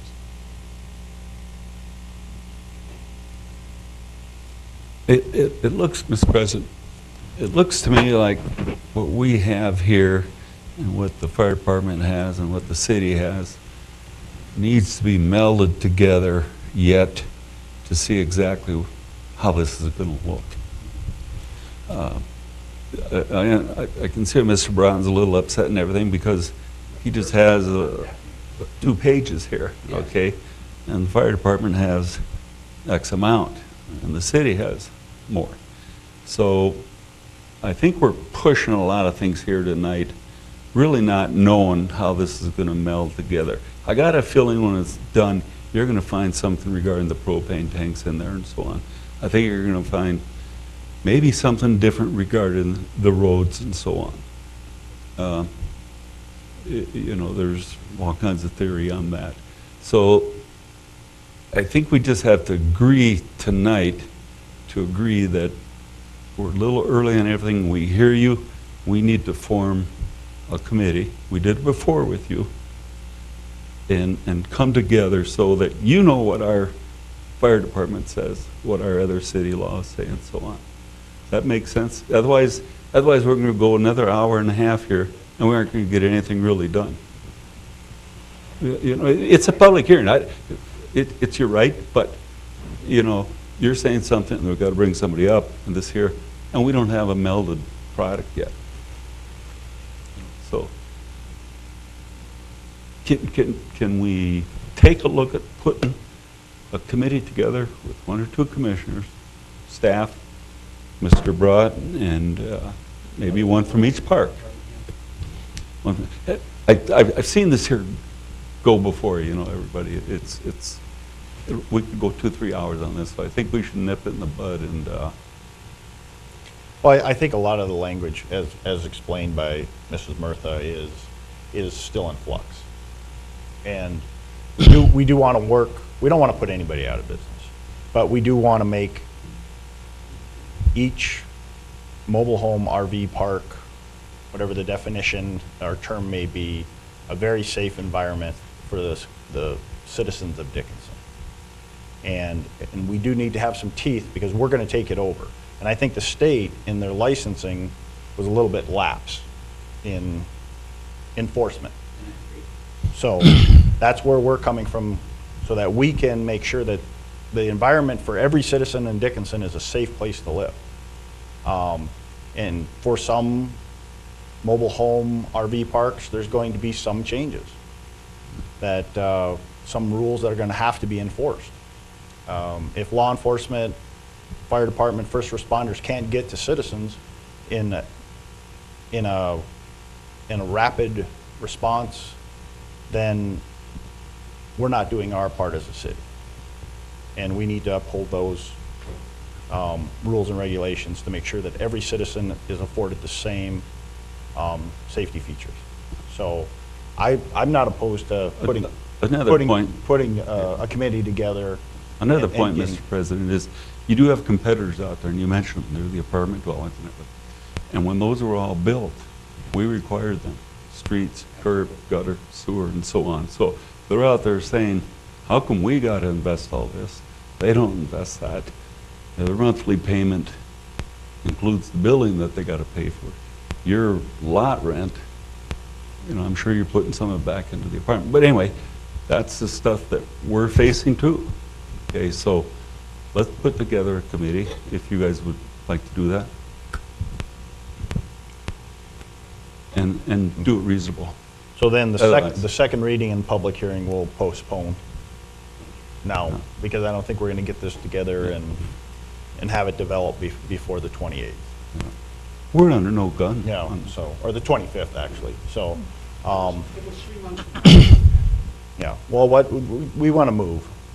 This is government, we drag our feet enough. We're not going to push it 3 months. But we'll have Mrs. Carlson, we'll find a couple of commissioners. Are there any commissioners now that are willing that want to sit on this? I'll volunteer. Okay, we have 2. So we have here 2, and then we will, Mrs. Carlson will reach out to the mobile home owners, and we'll try to get this committee together, and we'll try to hash this out, and we'll have members of the staff, fire department, building code staff, our legal team, all part of this. And not everybody's going to be happy here, I can tell you that. But we are going to make every mobile home park a safe, enjoyable place for people to live in this city. So with that, any more questions for This is good dialogue. Excellent. We heard you. I heard you the night on the phone, even without calling you back, I heard you. I just know Ted, when Ted was this tall. I'm kidding. So any other questions for Fire Marshal Selly? If not, well, Mr. Broughton, if you need to continue. Obviously, I was upset when you came up here, or I came up here. And, we couldn't tell. Yeah, I know. You know why? I got a lot of people that are invested in what they're doing, and it would affect them adversely. There's a few that are here that I wish you'd give them a few minutes Boyd. The public hearing's still going to be open. I stand down. All right. Preferably. Anyone else from the public that wishes to come forward, state their concerns, please come forward. Thank you for having this hearing. I am not a permanent resident of Dickinson, but I have visited here last year and this year and stayed at North Park. My name's John Speck. I live in Fort Smith, Arkansas, but I travel for a living. I'm one of those people that Ted just mentioned that works in temporary positions. Currently, I'm in a temporary position at the Dickinson Press. But my wife and I travel in a motorhome, in a Class A motorhome and we stay in markets, in different newspaper markets around the central part of the country, a lot of them in Tornado Alley. And so I as one traveler that does this frequently, would appreciate and do appreciate the fact when we pull into a park and it's, springtime or summertime where there might be a tornado, that they do have an emergency plan. And I think that's really prudent on your part to at least require them to have some sort of plan that way. We were in a park in North Texas one time when a tornado went right over our motorhome. Thankfully, it stayed up in the air and didn't get down to the point where it did any damage to us. But it was scary nonetheless, and we had no place to go. That's not to say that I want people to build a shelter, Ted. I don't think you should need to build a shelter. But having a plan, we've also been in parks that did have shelters, and it was very good because when the sirens went off, we did have a place to go. But I will tell you, there are times that we are in places for 1 week. There's times when we're in places for 8 to 10 weeks. And so having a limitation that is a very short term on the amount of time that somebody can stay is a very big inconvenience to somebody who is paying money to be in a place and using city services and paying for those city services and paying for the things like meals and food and other things, fuel in the community while we're there. So I think that some of the things that I've heard that you're including in these ordinances makes a whole lot of sense. There are other things that I really would suggest and hope that you would consider strongly in terms of like the road surfacing and things like that. I've stayed in some places that had supposedly paved roads that weren't as good as the roads in the park that I'm staying in now. I've stayed in some places that have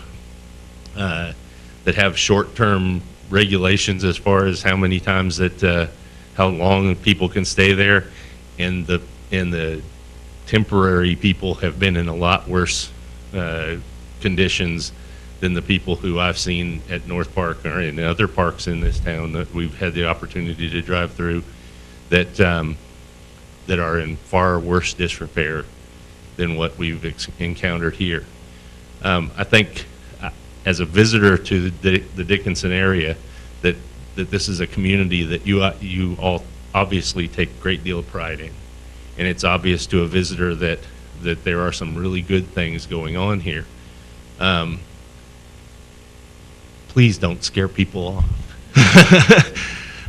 Because as a visitor, I appreciate the fact that we are welcomed cordially by people here, and that we are welcomed to the business community here, and that we are welcomed to the community at large. We've attended churches here.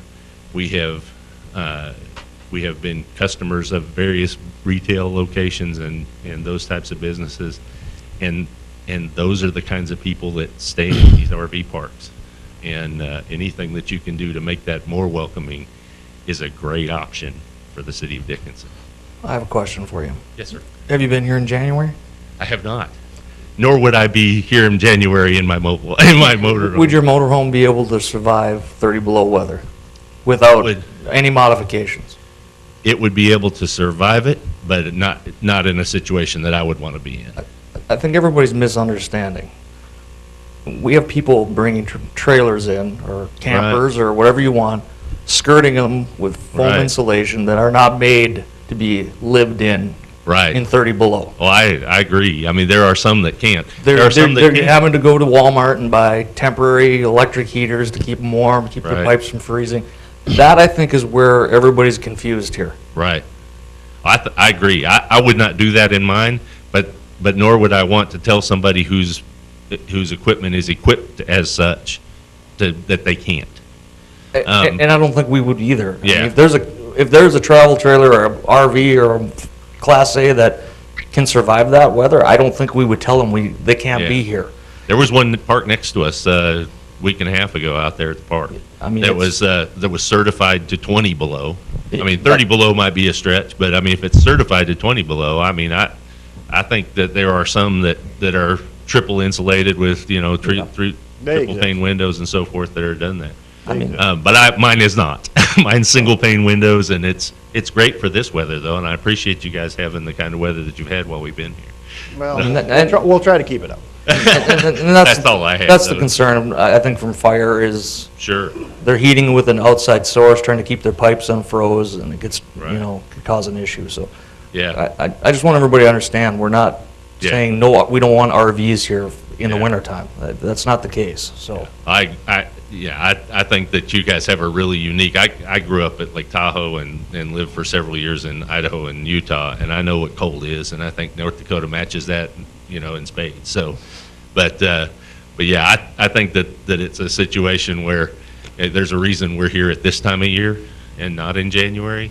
And I get to choose that, but there are some people who can't, and I think that there are times that and I will tell you that both the mobile home park and the RV park that out there, we feel good walking our dog out there.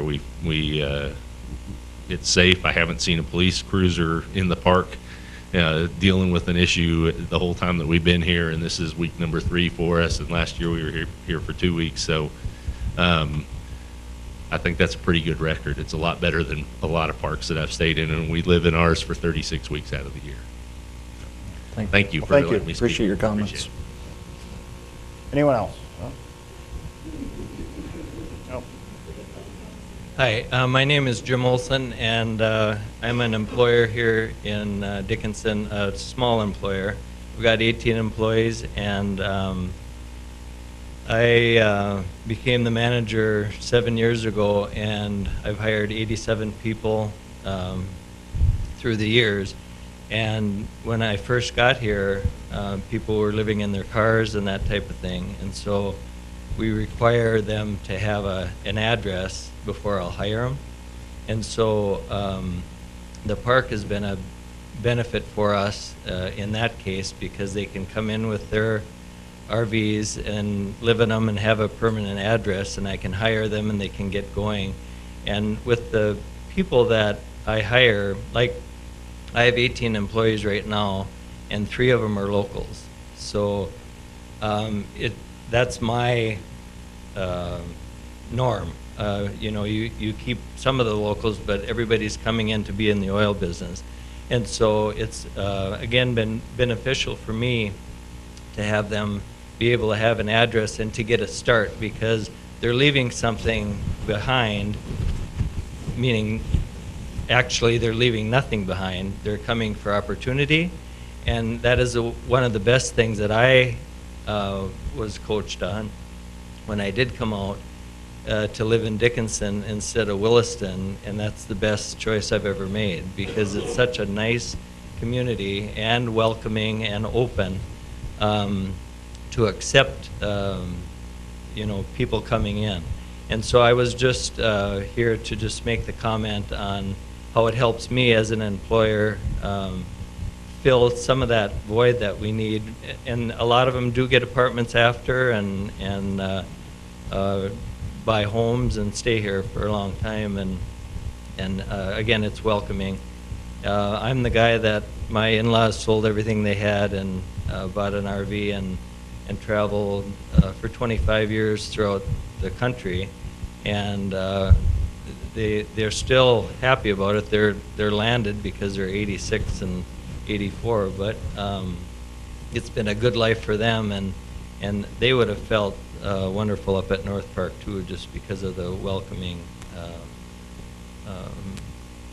that is done there. It's a nice place to live. So I just wanted to make a couple comments. All right. Thank you. Thank you for your comments.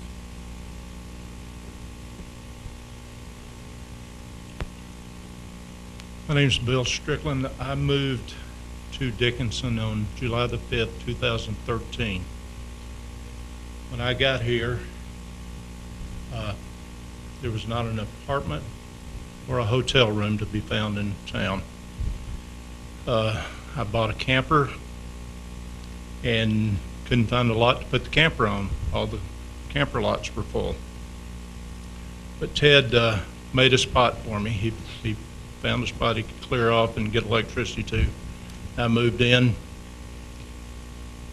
I was a long-term camper for 3 years in North Park, from 2013 through 2015.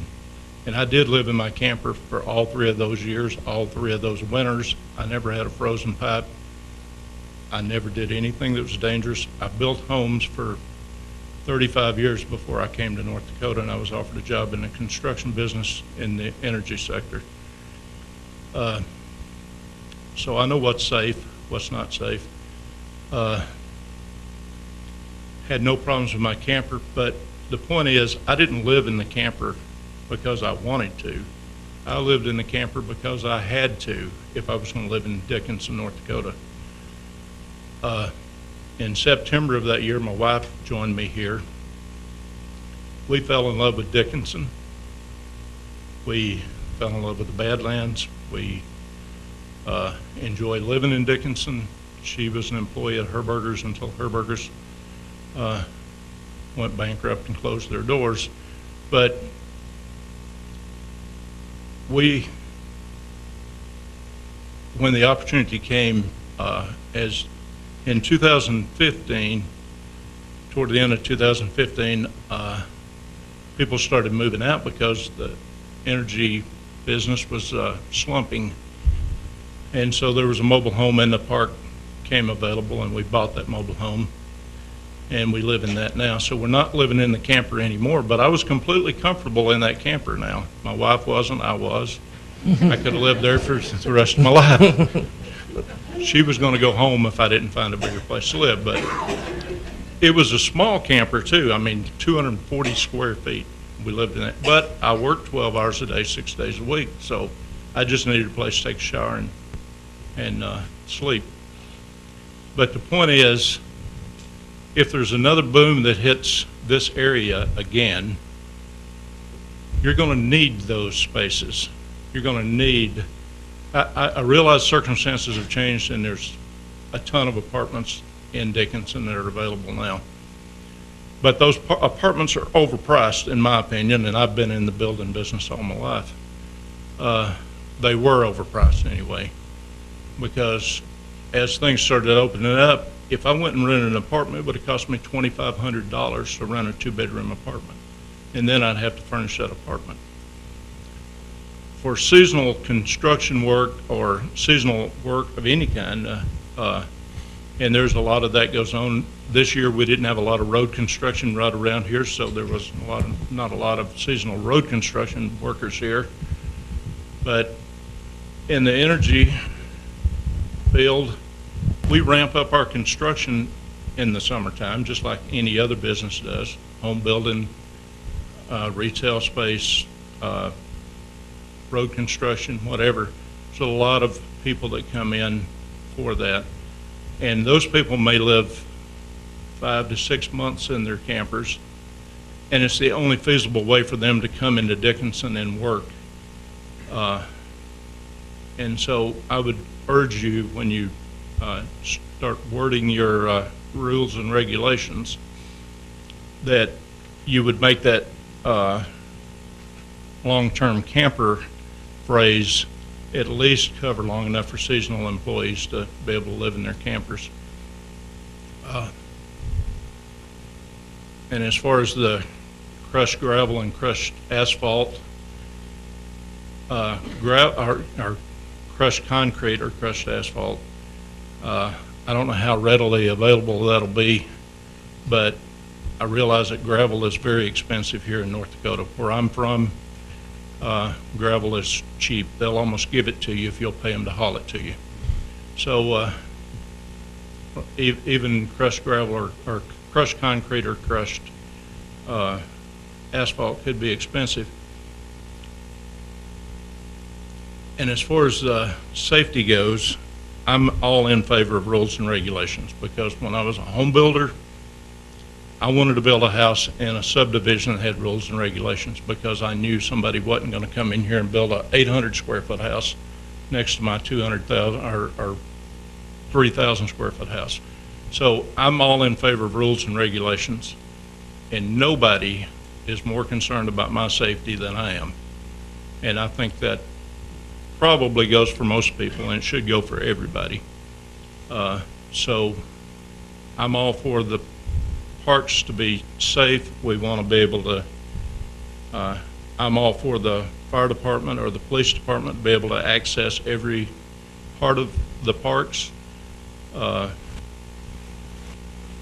So I'm glad that you're taking a look at this, but I would urge you that when you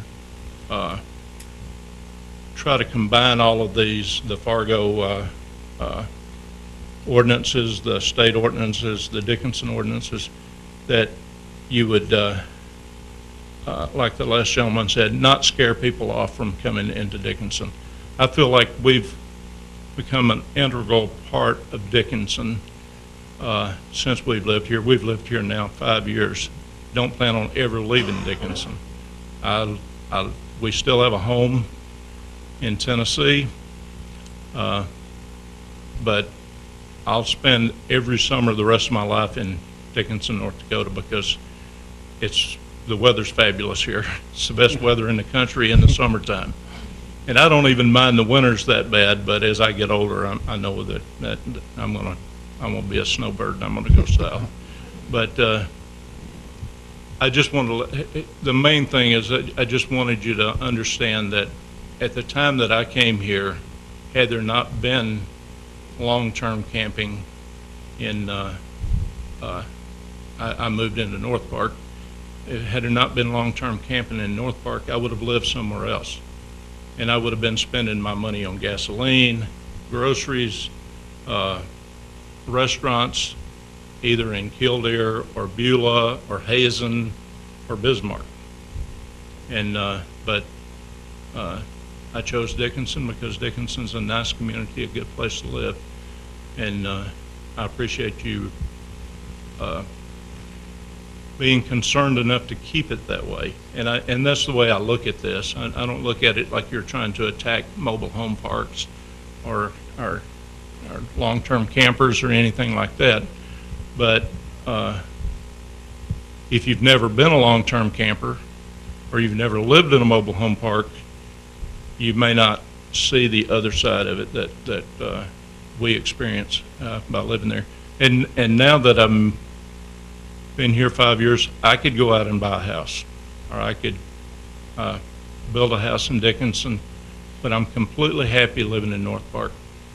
We have no stabbings, no shootings, and knock on wood, I don't want to go back and find out something happened tonight, but it's a good place to live. I don't have to worry about locking my car. As a matter of fact, my truck's sitting in my driveway right now with tools in the back of the truck, and the doors are unlocked, and I'm not even sure if the doors to my house are locked, because I don't have to worry about that. And so that's the reason I'm not leaving North Park. I'm going to stay in North Park and not go out and buy a house. But I appreciate your time, and I pray that you'll be doing the right thing, that you'll take all this into consideration. Thank you. Thank you. Yeah. Thank you.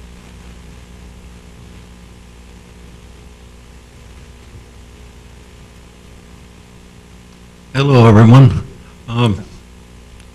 2011, I moved out Could here. you state your name, please? Ken Edwards. Like a lot of people, I did not have a whole lot to my name. My car, some cash, and a hope to find a job. And didn't take long before I found a job. Kind of tough when you're living in your car. They don't like that. They like, you tell them you have a phone number, but a guy hired me in spite of that. So I finally found a place to live, and then been living here in North Park for 5 years now, in my fifth wheel, year-round. And I love it. I love the winters. So it gets a little cold. And I don't put space heaters underneath my trailer. I've never had a freeze-up. But I take certain precautions, obviously, to make sure that doesn't happen by putting on heat tape and a little plastic on the windows doesn't help, or it doesn't hurt at all. A lot of people say, yeah, it's temporary housing. Well, to me, that's my home. That's the only place I have to live. And I invested pretty much everything I had in it. And let me tell you, it's been the 5 years out there. I just love it. I love this city. It's a great city. And I've been all around the United States, been to some bad cities, lived in some bad ones. And I just don't want to be kicked out just because somebody says it's temporary housing. Now, to me, that's just a word. That's my home. And there's not too many places you can go outside of Dickinson without traveling pretty far to live. And I believe in rules and regulations. That's why I like North Park. They keep it ship-shape out there, and it's always been quiet and safe. And that's pretty hard to do when you're that close into the city. And I guess that's it. Thank you. All right. Thank you, Mr. Edwards.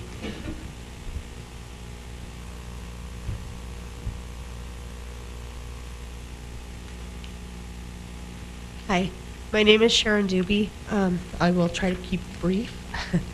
I live and work in Heartland Village, so I think I have kind of a unique perspective as far as looking at it from two different angles. I appreciate the fact that you guys are looking at putting in a committee. I think that will help alleviate and address a lot of concerns that people have by taking that input into consideration from the parks and the people who are actually living and working in them.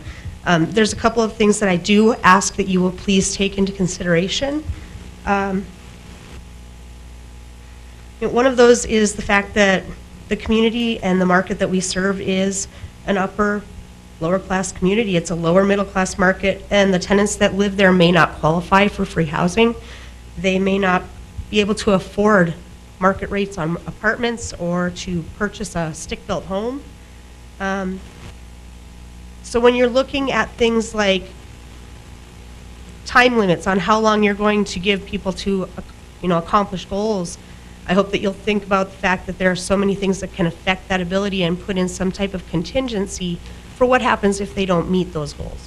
We have over 400 families that live in the park. Those are my friends, those are my neighbors. I know their struggles, I know their health issues, I know their financial struggles. And what happens to those thousands of people? That's at least 1,200 people that I'm talking about. They're living and working in Dickinson, they're paying taxes.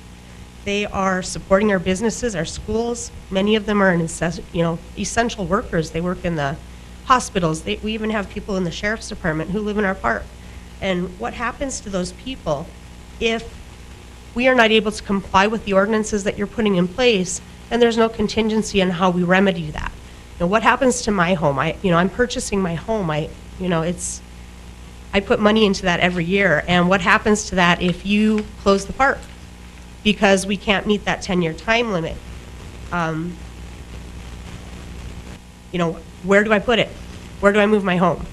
Because there's no type of zoning for residential, mobile home residential within our city. I actually checked into if there were lots available to purchase, and there's not. So what do you do if we can't meet that 10-year period because revenues go down, because some type of unexpected expense comes up.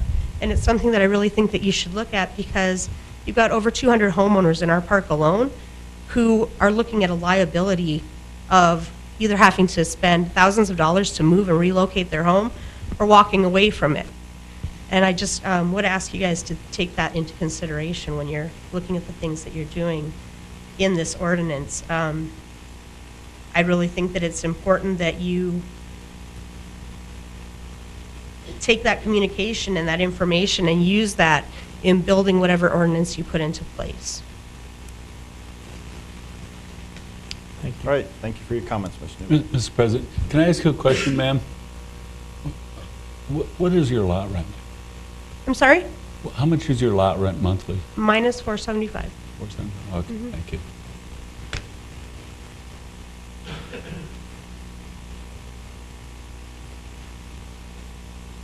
Hello, I'm Bill Rockman. I'm one of those people that travel all over. I'm in the oil industry. I've been everywhere, from all the way from the Northwest Territories all the way down to as far as Texas. My wife and I travel in our RV. And like this gentleman was saying, have you ever been in 10 below? I've been in 60 below with an RV. My trailer's made for it. I spent a lot of money to have something that can handle it, take it, because my wife runs with me. Our kids grew up. I spent all my time away. Well, so when our kids grew up and they got older, we kind of sold the house out from underneath them so they can get on with their life. Well, when they're getting, well, you know, they're 20, 30 years old, and move on. My wife come with me. So she wanted to travel with me, because I'd go home, I'd be gone 6 to 8 weeks at a time, come home for a week. Oil companies are phoning me, I had to go back. When you spend 7 days at home, in say a month, 2 months, it's not much time. So we're spending all our time together now. We've been all over the United States, Canada. And like you're saying, propane tanks, we run a 100-pounder. We call it a pig. And it's far enough away from our trailer. I got custom skirting that just snaps on my trailer. I can snap it on, snap it off, pull away. But for me to rent a condo or something and buy furniture is silly. I might be here for 3 months. I might be here for 6 months. I might be leaving tomorrow. Never know. Then that's stuff I got to get rid of. And I've had to do it before. And that's out of my pocket. And people don't understand. Our grandparents lived in houses without heat. This is new technology. And people don't understand. If our grandparents made it, and we're here, so obviously everybody can live. Cold don't mean nothing. It's how you stay warm. I don't have to put space heaters under my trailer, which, because my wife is with me, so I'm making sure she's warm. Because I'm gone, I might be gone for a week, but I don't want no problems with my home. And that is our home. And like, if putting all these regulations in and trying to stop us from, like, North Park there, that's where I got my trailer. If I can't have my trailer there in the winter, well, then that means I have to move on. That's income out of your community. The stores, everything else. Because I won't rent a condo, because I go where my trailer is. I spent enough money to have that piece of property of mine that if somebody don't want it, I can go elsewhere, because I've had it, like I said, up north, everywhere. And there's been parks there. Other parks have north, you know, you can set up for the winter. Because they're catering to the people that come and go. And nowadays, and that's the way it is in life nowadays. Everybody comes and goes. You can never be promised you're going to be here. Like Dickinson, I love Dickinson. It's the nicest people ever. You know, well, it's just like being in Canada. But it's, people treat you well. And like these regulations, I just don't understand it. it flabbergasted me. Because there's a couple other people said, if you've never did it, you don't know. You meet the nicest people out there, and now people want to put rules on it. And we got enough rules in life. And that's all I have to say. All right. Thank you very much. Thank you for your comments.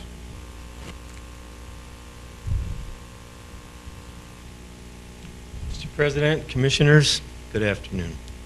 My name is Tom Langle, and my home is Manhattan, Montana. Our primary business is located in Dickinson. And I understand that many of you might or have maybe considered me an outsider, but we have supported this community and for over 20 years, and we love it here. It is a second home. We purchased Heartland, which was then known as Southview, in 1997, and at that time the property was deeply distressed. We paid, in addition to acquisition, several years in back taxes to bring the park current. We had 48 tenants and 575 vacant spaces at that time, and more lean years ahead of us than I care to relive. We bought in the bust years, and we celebrated 3 or 4 years of boom. Today, the Heartland community is holding on thanks to a dozen or so very faithful employees that come to work every day, and they do a remarkable job. And we've had over probably a dozen plus up to 15 employees for at least 10 years and close to that prior to that. They're remarkable people, and we have 1,200 plus or minus residents today. We have at least a couple hundred vacant lots today, and a lot of people left with the last drop of oil, but that seems to be coming back a bit.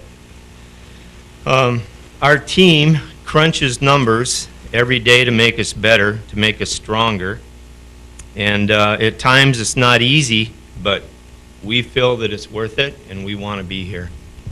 As a professional courtesy, I'm so grateful to the fellow park owner that called me about the new ordinance that I didn't have any idea was taking place until after the meeting, but I did get an opportunity to watch the online that you did on the 28th.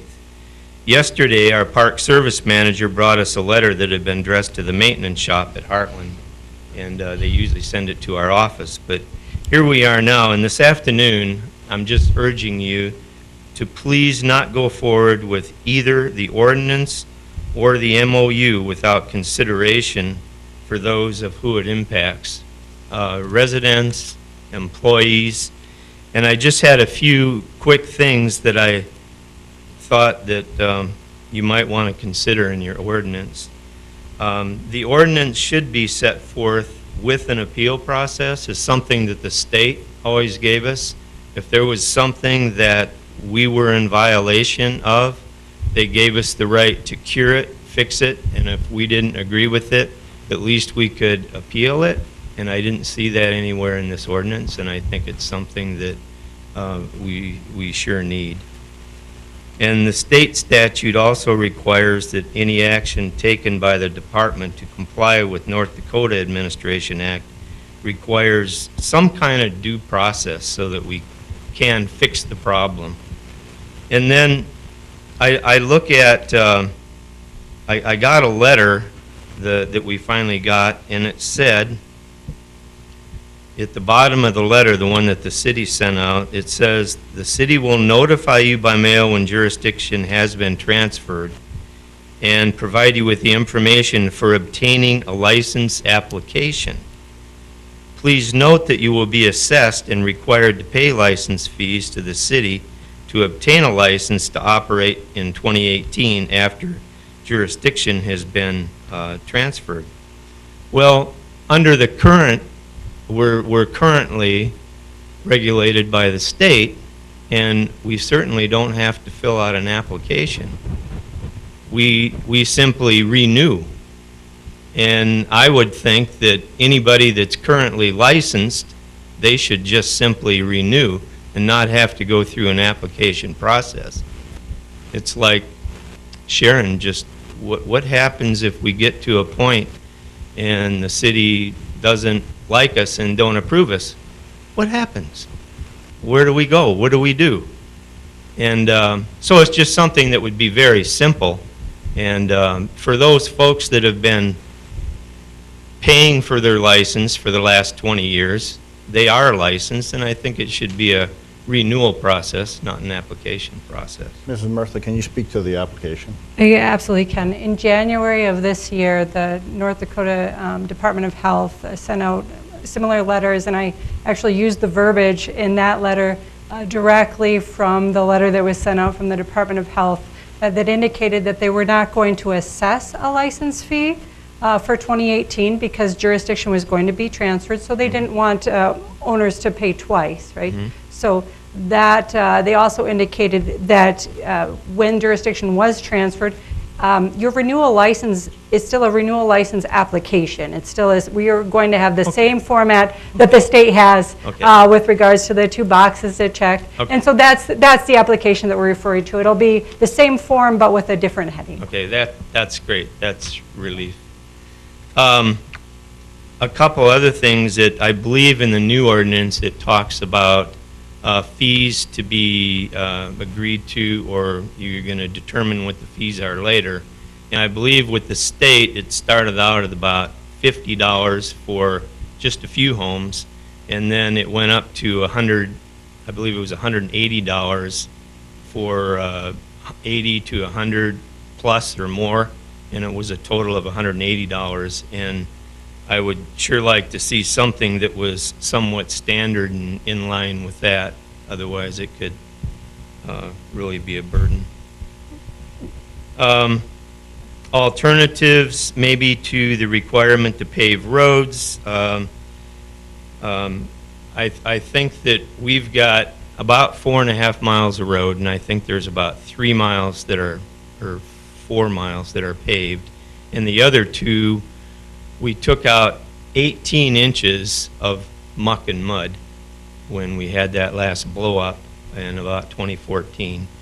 We took out about 18 inches of muck and mud, and we did put in ground asphalt, about 18 inches of ground asphalt, which we rolled and put other stuff on. And then on one of the roads, we were buying our ground asphalt from the city, and then the city ran out. So we did have to go with some gravel. But even on that road, I think we put in like 8 to 10 inches of ground asphalt and really good gravel on top of it. And in fact, now some of the roads that we're on, you can go, it's too smooth on our gravel roads. They're really good. And in fact, I was thinking if we did ever have to go to asphalt, we'd have to put speed bumps up, because we feel we want safety for the kids too. I mean, we've done a lot of new asphalt and grading the roads and fixing them where they need it, and we've had we have to put speed bumps in, or we could have kids hurt. And I'd rather have speed bumps and bumpy roads. They kind of work the same sometimes. I think that we've got 6 entrances into our park, and there's only one of them that's not accessible now, and that's because the city's doing work on 8th, and they've blocked our roads. But as the city knows, everybody has to work on roads. We have problems that come up, and then we take care of them. I think that job on 8th, I think the city started around the May 15th or something like that. Anyway, I think it's been 60 days plus or minus that street's been closed. And I know that has to happen. And I know that when a significant issue comes up, you get it fixed. And I think one of the things that has come up in the past is a garbage truck that got stuck on one of our streets 4 or 5 years ago. But that was about $1.3 million fix. I mean, we went in and we spent a lot of money to fix those roads. Nobody gets stuck on our road now. And we have where A and Southview come together, we had constant problems with that, and we've tried everything, and finally, we put in like 8 inches of concrete, rebar, we put it on fabric, and it ought to be a fix forever. I can't imagine anything going wrong there, and that was one of our worst places. But as far as load limits, I think the suggestion that was made, that might be a great way to do it. I know that we've had probably 200 or 300 cement trips through our park this year, and they're probably, I'm guessing that they're probably 50,000 pounds plus or minus, and there's no issues with trucks going through the park, and I know that school buses go through too. And we do want safety, but as I said, I think we've got 5 different accesses, and we have no problems with access. We've got multi-accesses to get to different units. But I've appreciated working here. I know that there are always issues, but we try to work through them, and I thank you guys for trying to work through this one with us. Thank you. Thank you.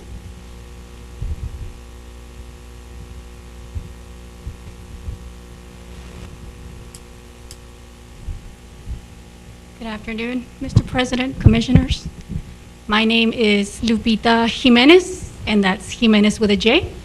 And I work and I've lived in Heartland Village. I've worked for Heartland for 3 years, and I've lived in Heartland Village for 7 years. We came, my husband and I came from South Texas, and he came because of the oil, and then I followed. And one of the things that I have found about Heartland Village is that the very first time we came here, it was one of the most affordable places to live. Okay, we couldn't find an apartment building. We couldn't find an apartment. We couldn't find a basement to live in. So the prices at Heartland Village were very reasonable. I have found now that Heartland Village has turned into an international community. We have people from Africa, we have people from Mexico, we have people from Hungary. We had a professor from Hungary come stay with us a few months ago. And one of the things that we hear most about Heartland Village is that they love it.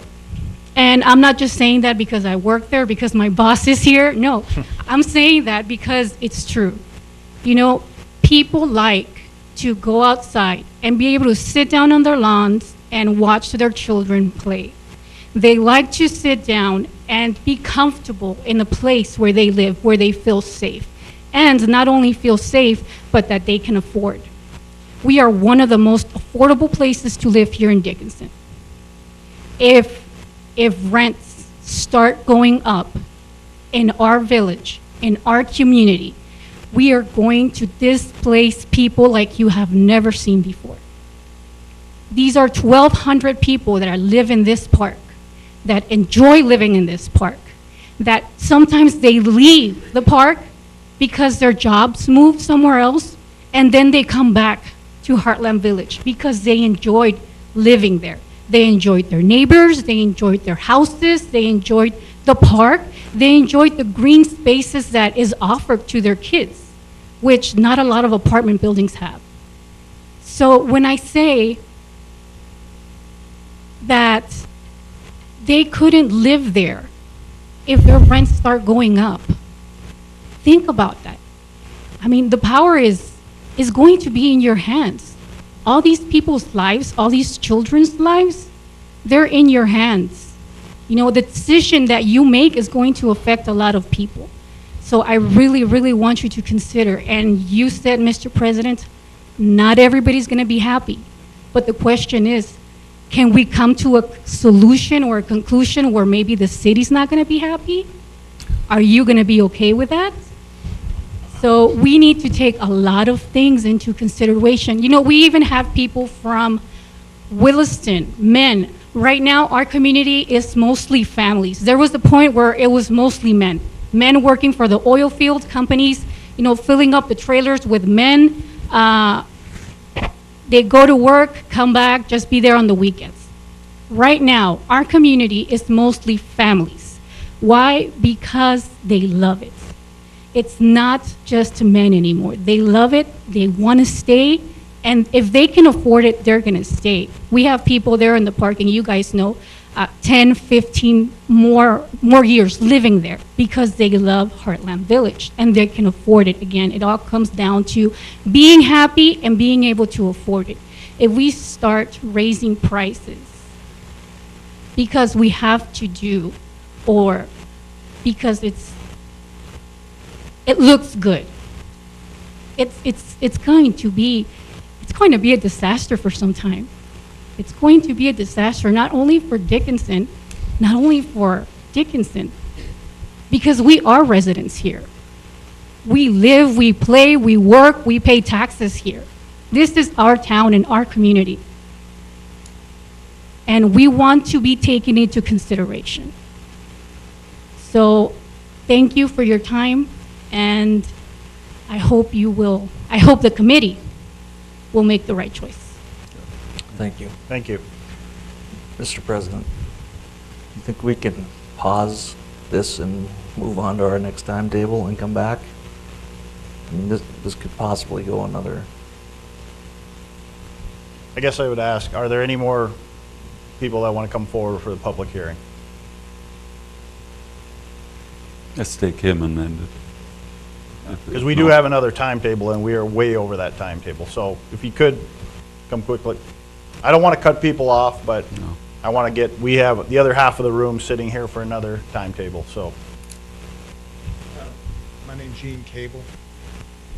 I've lived in actually 3 of the mobile home parks here in town. And I was asked to speak because I actually ran a mobile home and resort park in Washington State, and they had similar problems back then. We're talking almost 20 years ago now. With the annual contracts that I was used to, is we made a lot of, how to put it, families would come there, visit, they'd put their trailers in for a year at a time. Some of them were snowbirds. Some of them worked in the area at refineries, came up and worked for 3-4 months. So when the county at that point was what was going to ask us not to have annual contracts or people stay year-round, we were able to demonstrate that most of that was families, snowbirds, and would get people to spend more money in the community. A lot of those people that have that as a second home, if you will, would put a lot of money into their trailers, put a lot of money into their skirting to make it look good for the park in general. And of course, with our wonderful temperature here, you got to have a little bigger tank to make it through the winter, even if you're not staying there. You don't want your pipes to freeze and such. So it's kind of what I just wanted to say, that with the annual contracts and such, I think the statute, from what I've heard and read a little bit about, is I think it would benefit the city to have those annual contracts. You want people to come and spend the money and visit Medora and such, and have that coming back year after year, bringing their families, bringing their growing families, if you will. So that's all I really had to say on that. Thank you, Mr. Cable.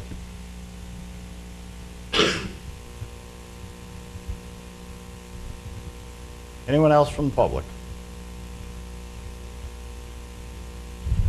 All right, we will close the public hearing, and we will form a committee. Mrs. Carlson will get together, Ms. Frederick and Ms. Walla, and you guys will contact the stakeholders, and we'll set that up, and we'll table the ordinance from the next meeting. And patiently waiting for 5:35 is Dickinson Downtown Association.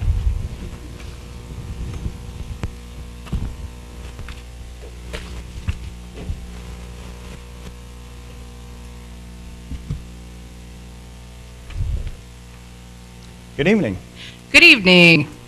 Hello, Mr. President and members of the Commission and city staff and the public. And thank you for inviting us here tonight to give you a report. I'm afraid it's not particularly brief, but we'll try to keep it in the 20-minute range or so. And I'm not too proud to admit this is the first PowerPoint presentation I've ever put together, so bear with me if there are typos or problems with it. And I would also like to just take an opportunity to thank Desiree Havelka for her help in making sure that everything was working correctly with the IT for this presentation.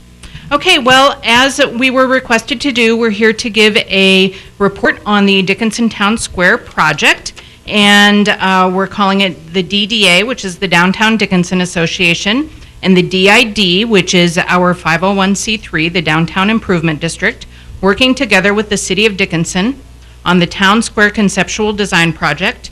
And what we'll be sharing with you today are details from that project in the January to July 2018 range. And at this point, I get to do this. Perhaps, wrong way.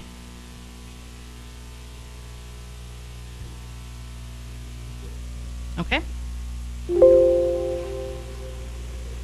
Okay, and these are the two renderings of the Town Square design concept that JLG Architects developed on behalf of the City of Dickinson during the contract for this project. I think all of the commissioners probably have seen the renderings that have been in the City Hall hallway for the last couple of months, and so here we are looking at them on the screens as well. The table of contents for tonight's presentation include a brief introduction and thanks, a photo slideshow, history and trajectory of the Dickinson Town Square project, the DDA's role in the Town Square conceptual design process, the next steps for our two nonprofit organizations, and at that point, our President of the Board, Christy Schwartz, will come up and talk a bit about the capital fundraising campaign that will take place as one of the next steps for our organizations. And then we will give an introduction of the JLG Architects project lead, Zach Mathern. And then we will invite the City of Dickinson Downtown Task Force Advisory Board Chairman, Mike Riesinger. And then we'll wrap things up.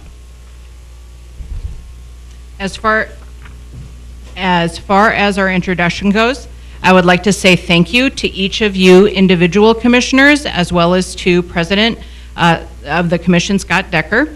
Our Board of Directors thanks the City of Dickinson for the opportunity to work alongside the city and the Downtown Task Force and the many other stakeholders in the area in efforts toward realizing our shared downtown revitalization dreams and goals. We are grateful for the City Commission's belief in our ability to help make positive contributions. And I would just like to name the DDA Board of Directors who have worked so hard to help to develop this private-public partnership and continue to develop our shared goals. Our President, Christy Schwartz, DDA Vice President, Kelly Keithley Gillen, our outgoing Secretary, Lori Strumman, our Treasurer, Val Decker, and then our directors, including outgoing Director Jeff Anderson, our new Director Tori Barnum, new Director Jessica Cote, new Director Terry Dvorak, outgoing Director Bernie Marsh, Esty Milburn, Brian Nelson, Dana Shagun, Shay Thomas, Tracy Tews, and Jared Toogood. On behalf of all of those board members, thank you for the opportunity to work with you on this project. And now a rundown of what our photo slideshow contains. This is a photo slideshow taken at the varied and many meetings and public forums that have been part of getting us to where we are now. And thank you, Desiree, for bringing up that photo slideshow. I'll just provide narration while we go through this slideshow, introducing you here to the Town Square Design Team and the Downtown Dickinson Task Force. and the City of Dickinson helped host and publicize our first public forum. This is a picture of all of us getting together to chat about the first public forum that took place on March 27th at the library. The City of Dickinson, as the owner of the project, introduced us. There's Mayor Decker, and then, of course, you saw former City Administrator Sean Kessel and former Commissioner Clayton Oltmans. We had over 100 people at this meeting, all eager to take place in having their feelings and ideas known for what they would like to see in a town square. There were 4 information stations that were set up by JLG Architects. JLG, I should mention, ran this meeting and organized it. DDA did coordinate it and helped produce it and then did all the marketing for it. There were, as I mentioned, 4 information stations, and people were invited to go around and discuss with people what it is they would like to see in their town square. Now, the town square project was predicated on the city's request for proposals for a town square to be built at the existing town square area, Sims and Villard. So you'll note that everything that you're seeing here is about that location, except for this meeting, which took place on April 19th of the Downtown Task Force, during which JLG Architects was invited to provide some pros and cons about the original town square site, which you just saw there, and possibly a Site B, which the Commission has been considering in greater detail lately. So at that meeting on April 19th, the Downtown Task Force listened to a 30-minute presentation about the pros and cons of the original site versus Site B, and they did vote unanimously to continue to work towards Site A. And so what you're seeing here now are sketches for the final design reveal for Site A. You'll see City Director, Planning Director Walter Hadley and Clayton Oltmans have been at many of the meetings, and former Administrator Sean Kessel was at all or nearly all of the meetings. We held the second public forum on May 29th, at which point JLG Architects presented the summary of all of the public input that came from that March 27th meeting. And then they, in this very room, at the Dickinson Library, presented a full-on description of what the final design reveal would be, and then that, of course, is where we are today. The final aspect of that contract between the City of Dickinson and JLG Architects was what was called the final deliverables. It included these 2 renderings that you see here, as well as that fundraising booklet that we handed out at the last meeting where we talked about these things. So I hope you still have those. We only had 25 printed, knowing that the Commission was kind of in a consideration mode. So, and then, of course, this is the Downtown Task Force discussing that. This is the budget that JLG offered to us. Zach Mathern will be up to talk in detail about that if you have any questions about it. I believe you've all been given that handout. And then to conclude our slideshow, I'm just showing you some of the many things that go on in downtown Dickinson and part of the revitalization plan and the city's downtown Dickinson initiative, focusing on what is called the urban context. This is our board of directors discussing all of these things. These are some of the newspaper articles that have gone out to the public and the advertisements that the City of Dickinson paid for through the fiscal agency of the DDA, and just all the various articles that have discussed this process so far. We're so happy again to be working closely with the City of Dickinson and congratulate them on their DOT grant for the new lighting. Many of those light poles are going up now. You'll see pictures here of First on First, which is the Thursday night music festival throughout summer. The Parks and Rec Department taking good care and tending to the existing town square. Downtown Dickinson Association has been super aggressive in building our membership. We've tripled our membership in 6 months. We're focusing on different weeks with different sectors of business in downtown. We've gained some new businesses. Some pre-existing businesses have been breaking out and doing new things like parties in the alleyway. These are some of our boutiques that we featured in Boutique Week. These are some new benches that have been donated to the downtown area by various businesses. Again, focusing on some of our existing and new businesses. And then also our general monthly membership meetings. This is an exciting event that is starting on October 20th, thanks to Terry Thiel, Executive Director of the Convention and Visitors Bureau. She will be facilitating professional development meetings the second and fourth Tuesday of every week for our DDA members so that they can learn different tips and resources about downtown specific marketing to help us continue to build this quality of living, this sense of vitality in our downtown area. Again, now we're focusing on our last event, which was just Saturday night. It was called Fall into Downtown Makers Market and Blues Festival. We had somewhere between 800 and 1,000 people visit us between 10 a.m. and 9 p.m. We really showcased our local artisans and artists. We kind of focused on celebrating autumn in the arts in downtown Dickinson. We set up our food trucks in the existing town square area. It was such a smash hit. It was really great. 2 of the food trucks ran out of food, as a matter of fact. We had second stage right on the intersection of First and Sims, focusing on local talent. Prairie Rose Chorus, the Dickinson City Band came, DFY Studio performed some of their award-winning nationally seen dances. We had a children's kid zone that evening. You can see some of the beauty in our downtown area, especially down in that exact location in front of the historic depot at Sims and Villard. And pointing that out because one of the things that keeps coming up in this conversation about do we stick with the original site plan or perhaps explore other places is a term called urban context. And most people are in agreement that the urban context in that Sims and Villard area is higher than in the potential Site B area.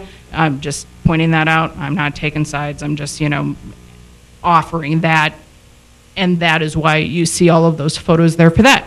Okay, so that was our little slideshow to give you a visual and graphic description of where we have been so far on this project. And then, thank you so much, Desiree, for bearing with us here. Going to page 6. So this is kind of a fleshing out of the narrative that we gave there during the slideshow, but I think that it's useful to look at the history and trajectory of the downtown Dickinson Town Square, where it's been and kind of where it is. And I broke this into 6 phases. If we look at the first phase, this would have been the City of Dickinson's revitalization plan, where they hired a V3 Studio to put together a full downtown Dickinson plan. And that was between 2012 and 2015. It was released to the public, I believe, in January of 2015, and it was part of the city's phased plan for the development of our city core. A main focus of that revitalization plan was the town square at Sims and Villard, and it was identified as a major component of the downtown revitalization strategy. So I think that is where the idea to redevelop that area came from. You all know more than I do about that. This is before my time, but I'm just piecing things together from the paperwork that we have and from looking through different, from city commission minutes and stuff like that. So phase 2, we look at the town square concept design phase, and that took place primarily in December 2017 and January of 2018, and that is when the City of Dickinson, along with our board president Christy Schwartz, drafted a request for proposals, or an RFP for the public, for the Sims and Villard Town Square concept design. And that RFP had a December 22nd, 2017 deadline.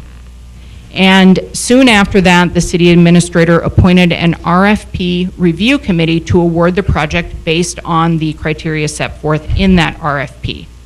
My understanding is that that review committee was kind of an early form of the City of Dickinson's Downtown Task Force Advisory Board, what has turned into that Downtown Task Force. And then that committee recommended awarding the City of Dickinson's Town Square concept design contract to JLG Architects. They took 4 different bids under consideration, and any of the task force members and many of the city commissioners might recognize this white binder, And we all have been given this white binder, those of us who sit on the task force, and I think most of the commissioners. It includes all 4 of those bids.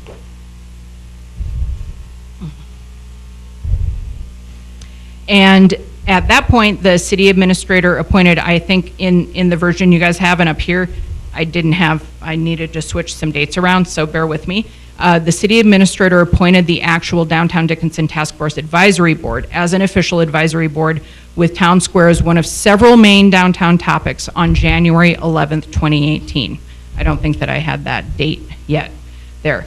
And then on January 22nd, the City Commission approves the award of that contract to JLG Architects. And then on May 1st of this year, of course, you all remember that the City Commission approved the contract between the City of Dickinson and the JLG Architects to develop that concept design for Town Square at that Sims and Villard location. So this trajectory goes on. Oh, I'm sorry, I missed that. To Phase 3. And Phase 3 then is, we're kind of calling the public input and Town Square concept design phase, and this took place March through July of 2018. Of course, as you saw in the photos, on March 27th was public forum number 1, and that's where the architects listened to the public and gathered their input through those information stations and identified community priorities for Town Square. Another aspect of this phase were several design team meetings with JLG Architects, and that design team included 1, if not 2, City of Dickinson staff members and or commissioners at each one of those meetings, during which time the Town Square design was refined. And then, as mentioned earlier, on April 19th of 2018, there was a Site B presentation to the Downtown Task Force. JLG Architects was asked to come in and present the pros and cons of the original Sims and Villard site with the potential Site B site, which is there behind the old Elks building across from American Bank Center. Sorry, I don't know the exact address. And at that meeting on April 19th, the task force did vote unanimously to continue to develop the original site at Sims and Villard. About a month and 10 days later, on May 29th, was public forum number 2.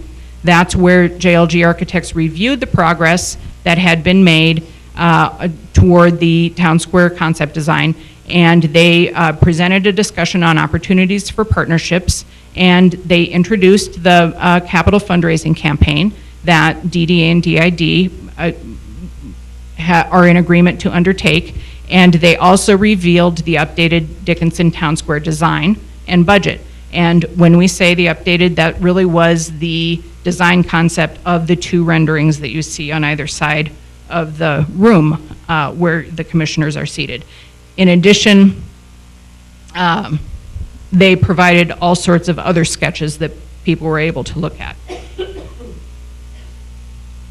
They also, at that time, going back for a second, part of that phase was JLG providing the final deliverable renderings, which we just discussed, and that fundraising booklet. That was completed on July 20th, and then I can't remember the date when I handed those out to you guys here at the meeting, and then they've also been handed out to the Downtown Task Force. The final phases of the Town Square concept design project include Phase 4, which will be fundraising, and the aspects of that phase include the City of Dickinson and the DID continuing and finalizing our shared memorandum of understanding, and that is in process right now. The DDA and the DID developing our capital fundraising campaign, and that I put as TBD, to be decided based on the Commission's decision, because of course we do need to know exactly what it is we're fundraising for, and would need to get appropriate marketing materials and fundraising booklets, et cetera, put together. We do have those, of course, because for the original site at Sims and Villard as part of that completed contract between the city and JLG. And then also the City of Dickinson contribution to the Town Square project would be dependent upon that successful capital campaign coming from sales tax and hospitality tax funds. I did take that line from the pre-existing slides that have been presented at both of the public forums. So again, you probably know more about that than I do. Phase 5 then will be the final design and construction documents when the City Commission decides what direction they wish to go in. And Phase 6, of course, would be construction of Town Square.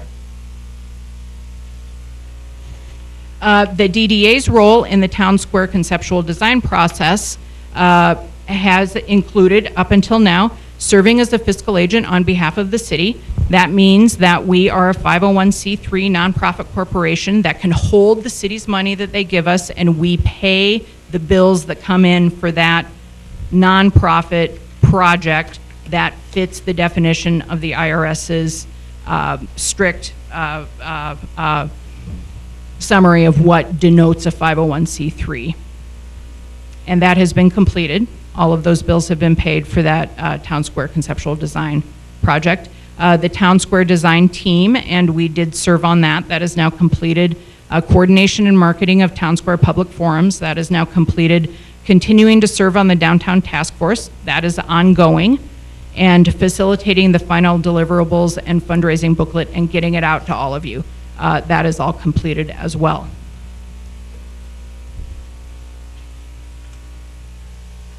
The next steps for our two nonprofit organizations for the Town Square project. Again, you know, this is all sort of assuming the original direction of the project, which is the Sims and Villard location, so just keeping that in mind. Applying to the IRS for the 501c3 DID status so that we can accept charitable donations. That is completed. Opening a DID specific bank account and files. That is completed. Building our DID board of directors with bylaws, etc. That is in process. Checking for IRS compliance along the way. That is in process and will be ongoing. Working with the bank to open a Town Square fund. That is also in process. We've just started that process. So what I have learned through this experience so far is that if somebody does wish to make a charitable donation to the Town Square project, it needs to go into a fund that is specific to the Town Square project.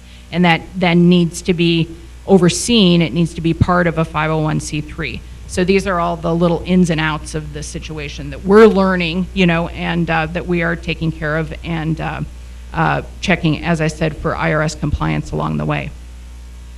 And then also, as mentioned earlier, the drafting and finalization of an MOU between the City of Dickinson and DID regarding any future private-public partnership, and that is in process.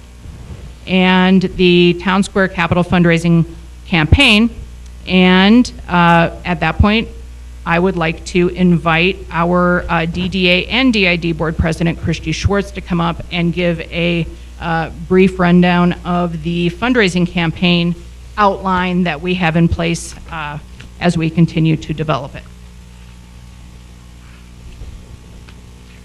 Good evening. Mayor Decker and commissioners and staff. This portion of the Town Square project, of course, will come in play as soon as we get in place the MOU with the city and we decide, the city decides which location we're going to actually build our Town Square. But then that we're put to task to raising some private funds as we agreed to do. It is a process, and we hope that it will be a process that won't take more than approximately a year. We plan on assembling a team of people, which will include our DID board members as well as members from our community and downtown, to set goals, deadlines, and a budget based on the goals of the City of Dickinson for that project. Then we conduct a prospect screening. That's part of capital campaign programs that you do. You go through a process of screening for large donors. And then as that's completed, the next phase goes into the implementation of the actual capital campaign, which would be the quiet phase those prospect screenings would then be contacted, and we would have multiple meetings and events in order to raise large amounts of money from large donors. From that point, once we reach our goals from the large donors, then we would go to a public phase. And that phase is phase where we would go to service organizations, present our challenges for our fundraising, and also go to the general public for donations. They can be in ways of buying a brick for a certain dollar amount that would go into the square, or purchasing small items that are going to be in the square, such as benches or ornamental art items that are going to be in the square. So that is the public phase. And then, of course, the final stage will be once we reach our goals, following up with our donors and thanking them, and ongoing updating them as to the project itself, the Town Square project.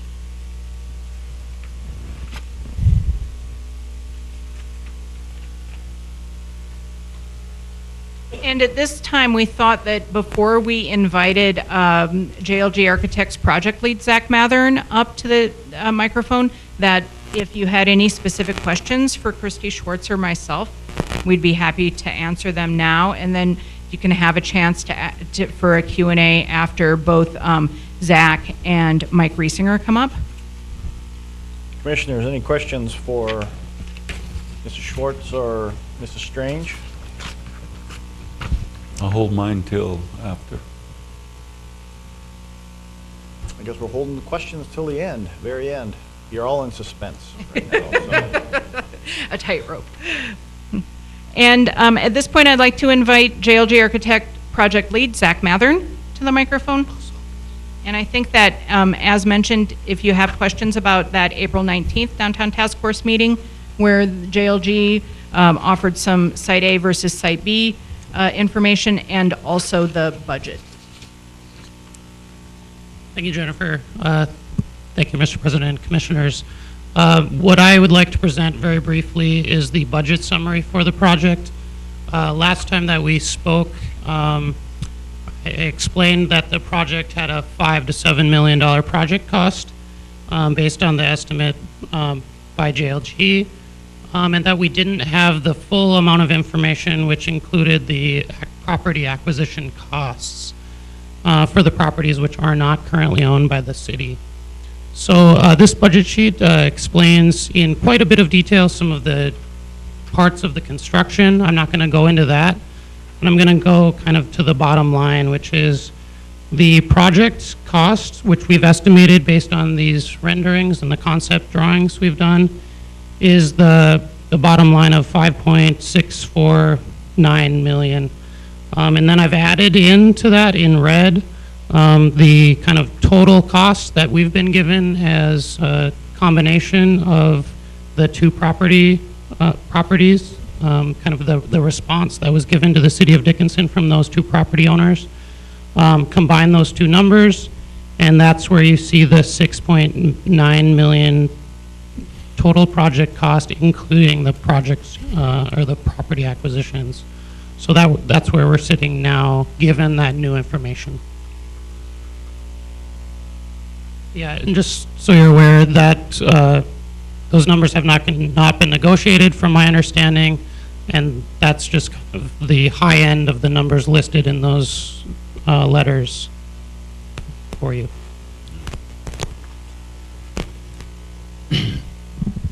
Thanks, Zach. And now we'd like to invite the City of Dickinson Downtown Task Force Advisory Board Chairman, Mike Riesinger, to the microphone. Mike is co-owner of Brick House Grill in downtown Dickinson. Mr. President, Commissioners, pretty much everything that's been gone over, I won't repeat it, but task force, just to kind of fill you in, we were appointed, we're volunteers that were put into place by the city, consisting of elected officials, business and property owners, nonprofit organizations, higher educational officials, a very knowledgeable group that we're looking for the benefit of this community and city. We were put into place to advise the city and commission on recommendations for what we feel. And after the April 19th meeting and continual meetings past that, we do recommend Site A for the town square due to the, as was said before, higher and better urban context and it's more potential and sustainability for the city and its events. I know when looking at the number that Zach had and what he had gone through, we also have talked in our meetings that is not something that, as he had said, can not be negotiated. That's all I got. Thank you.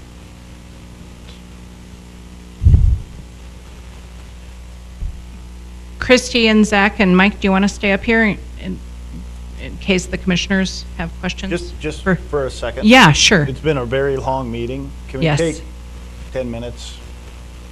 If commissioners or staff, if you need to. Stretch your legs?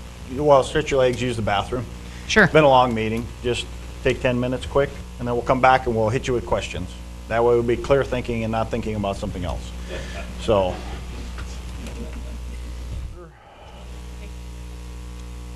And commissioners, are waiting eagerly for your questions.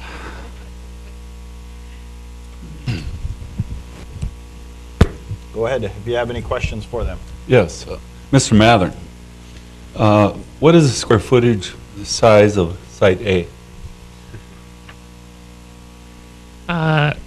Roughly. The site, it is about 300, so I'm sorry, I'm not going to be able to give you the square footage. The site is about 125 feet deep, and I believe 300 feet.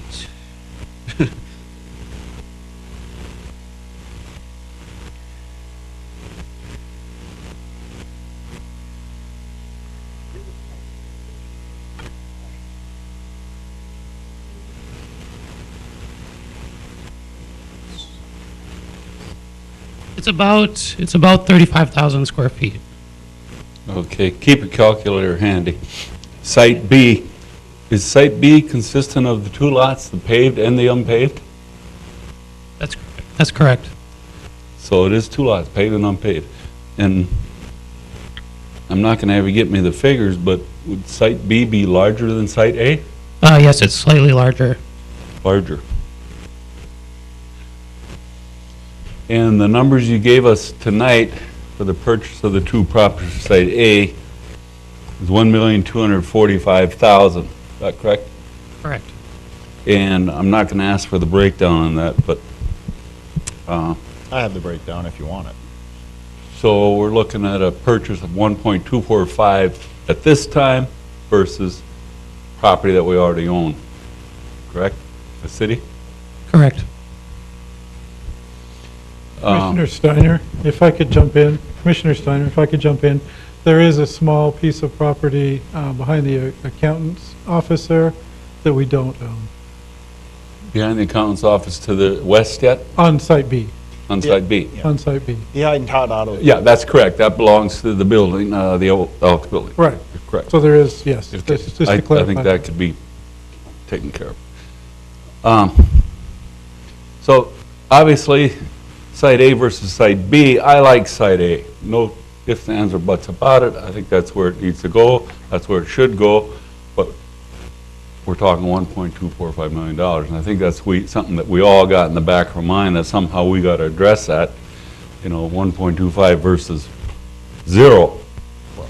And Mr. Steiner, if I may, not only the 1.25, I mean 1.245. 1.245. You can also add the 1.1 million at the very top of this, right here, to knock them down and refurb them. Yes. So the total acquisition, basically, of those buildings is about 2.3 million. But you do have to realize that we would have to build a structure. I understand. So that would probably cost $1 million. You're right, your demolition is a good $1 million there. Yeah, but it's just going to cost probably $1 million to build a new structure on the Site B. So that's kind of a wash, if you ask me.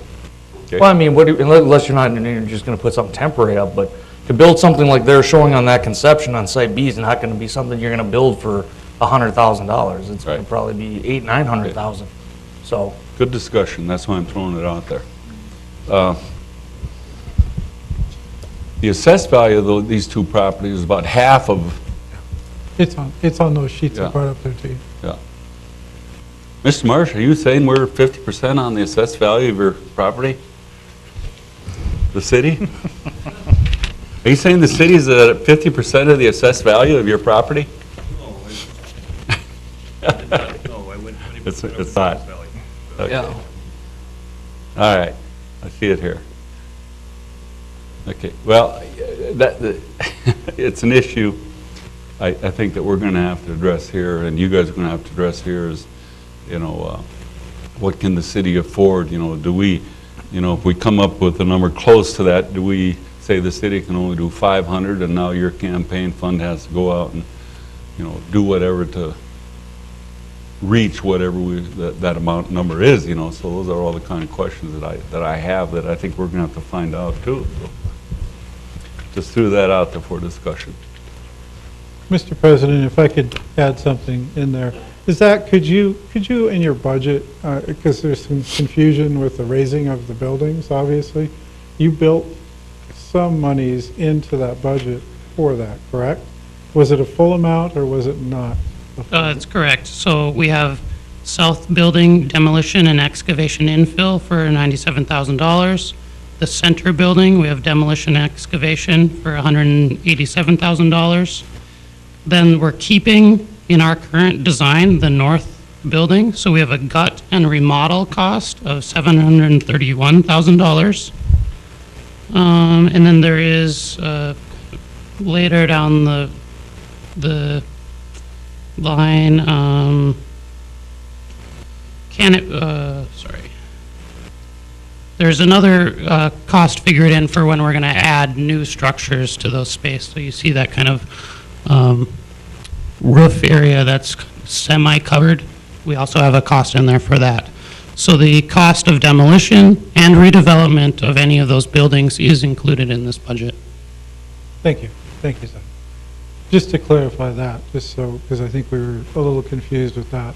The letters that we sent out, and Ms. Murtha, you correct me or shut me up if you need to, was to inquire on what the actual value from the property owners that they would actually willingly sell to the city for the development of this square. So obviously, we're not in a negotiation period at this point. We're discussing, and we just asked a question, which is something that I feel we probably should have done a while ago, but we're doing it now. And that will help the commission set a budget to help us move forward on whether it's site A or site B. Right now, we're looking at it saying, at this particular site that we're talking about, that the task force recommended, there's obviously buildings we have to purchase and tear down and start over. So just to kind of set where we are, the timeline, Jennifer did a great job in outlining the timeline. Unfortunately, in my involvement, I was a guest involved in that, and my involvement was toward the end of that, which was in May. So from May to this point, we're trying to move it forward. And I think everybody in this room is on board with trying to move this project forward, whether site A, site B, wherever you want it. But I just think we need to have a budget. Mr. Carson, I think, is heading in that direction. A budget that you want to spend as a commission is where we need to go. Can I add something? Thank you. So as far as the size of the two sites, you're not including in the square footage the sites of Sim Street itself. That adds an expense, how much more square footage to that area. Yeah. Okay, thanks. Zach, on the to be determined, I see abatement on here. Do you have even a ballpark? So everything that's listed as to be determined in the soft cost section, those have been estimated as a combined total of 15% of the construction cost.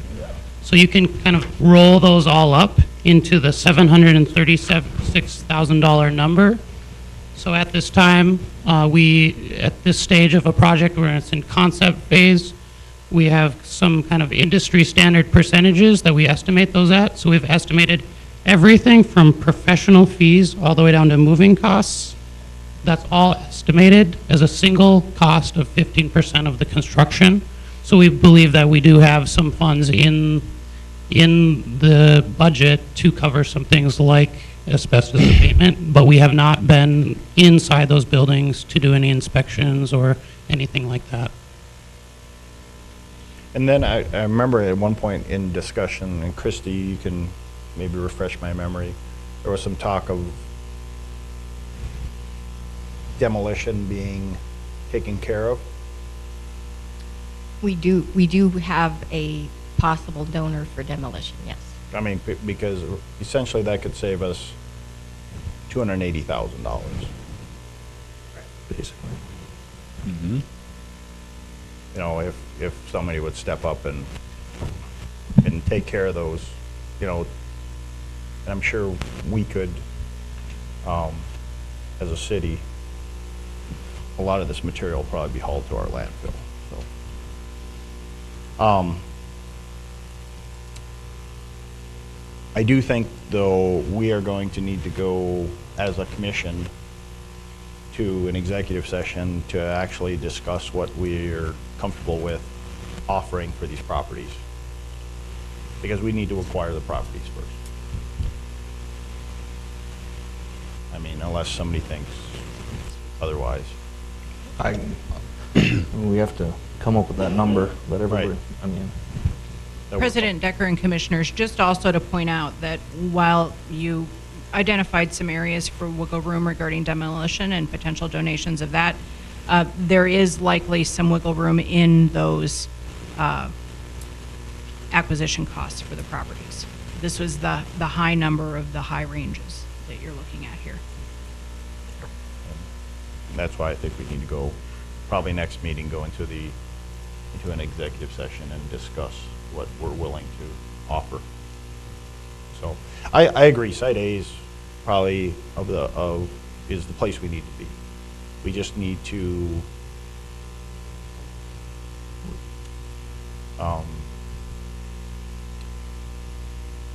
get this at a price that we're all comfortable with. And I don't think that the property owners are way out of bounds. I just think there needs to be some negotiation. We need to go from there.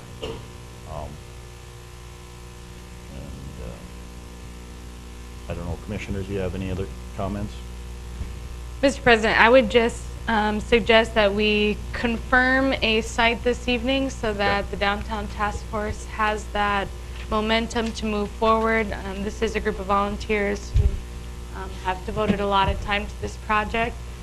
So thank you for that. And, you know, we need to decide on a site location, and then I would agree with Mr. President that we need to figure out our forward move in terms of acquisition of land, and then we need to solidify our MOU with the DID. So I would say we need to really have some sort of timeline so that we can start getting the ball rolling on this project, but I certainly think that a selection of the site and potential executive session to discuss negotiations needs to happen quickly. Commissioner Trustin, may I offer a friendly suggestion? Mm-hmm.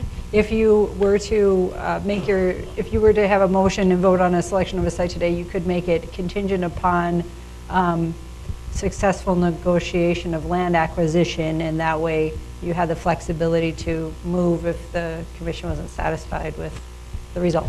I was going to actually suggest that also. I mean, if we're not comfortable with the. Mr. President, I wouldn't feel comfortable picking a site A or B tonight until we know those numbers. If we pick site A and that's what we're at, there's no negotiation for us. Well, unless we do exactly what you said. Yeah, what Mrs. Murtha said, if we make it contingent upon. I think we're all like Site A, yes. And Commissioners, if I may just offer this thought that came to mind. We're ready, again, I'm neutral. We all want the same thing. if it's the original site, great. If it's Site B, great. Site A is already ready to go, and the city of Dickinson and all of the stakeholders, as Commissioner Trustum said, have put hundreds of hours into getting us this far over the past 7 months, and we already have the concept design for that one. So I'm just suggesting that another place where there would be some savings would be, we would not have to go back in and do a feasibility study for Site B and reopen this entire process for a new site, should that be necessary. Okay. Any other questions for the board? I'm gonna say, it was a wonderful presentation tonight. This has been something I've been wanting to do for 10 years at least, you know, a long time. So very happy with what you're doing, fantastic. And let's get these things going and out of the way and start construction. Any other questions, comments? Thank you, guys. So then I would look for, I would make that motion well, contingent. why don't you craft that motion then? I would move. I would move to approve the Site A location contingent upon the negotiations for the land acquisition. I'll second that motion. We have a motion with a second. Any further discussion or questions? Not, we'll vote. Mrs. Trustum? Aye. Mr. Frederick? Aye. Mr. Steiner? Aye. Ms. Walla? Aye. Chair votes aye. We'll get down to negotiations. Mr. Shear can come back now. So, what's that? Mr. Shear can come back for his Yes. last one. Mr. Shear. 2.5 hours later, but. His track shoes have cooled off.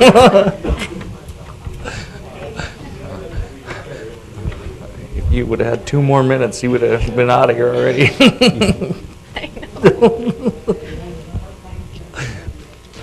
Welcome to your first city commission meeting, Mr. Shear. I should probably introduce myself. All right, the last project item on the list is 5C. That is Millard Street Lighting. Participation and maintenance agreement.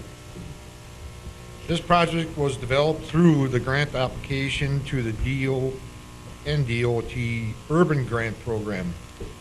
The project is directly, is it on? I think you just need to be up. Oh, picked up a little bit? Okay. No, better? Should I start over? No. You're Can you good. hear me? All right, the project was directly related to the commission's goal of improving downtown vitality. The project scope includes replacing outdated streetlights, traffic signals on Villard from State Avenue to 10th Avenue East. The estimated total project cost is $2,550,000, with Dickinson estimated share at $724,308. This equates to 72% to 28% matching grant. This agreement also requires the city to reimburse the DOT for the preliminary engineering costs if we back out of the project, similar to other DOT agreements. The city will be responsible for ongoing maintenance such as pothole patching, snow removal, and control access to the encroachments onto the right-of-way. Staff cannot foresee any reason that we could not follow through with this construction of the project. It would recommend approval of this agreement. Any questions for Mr. Shear?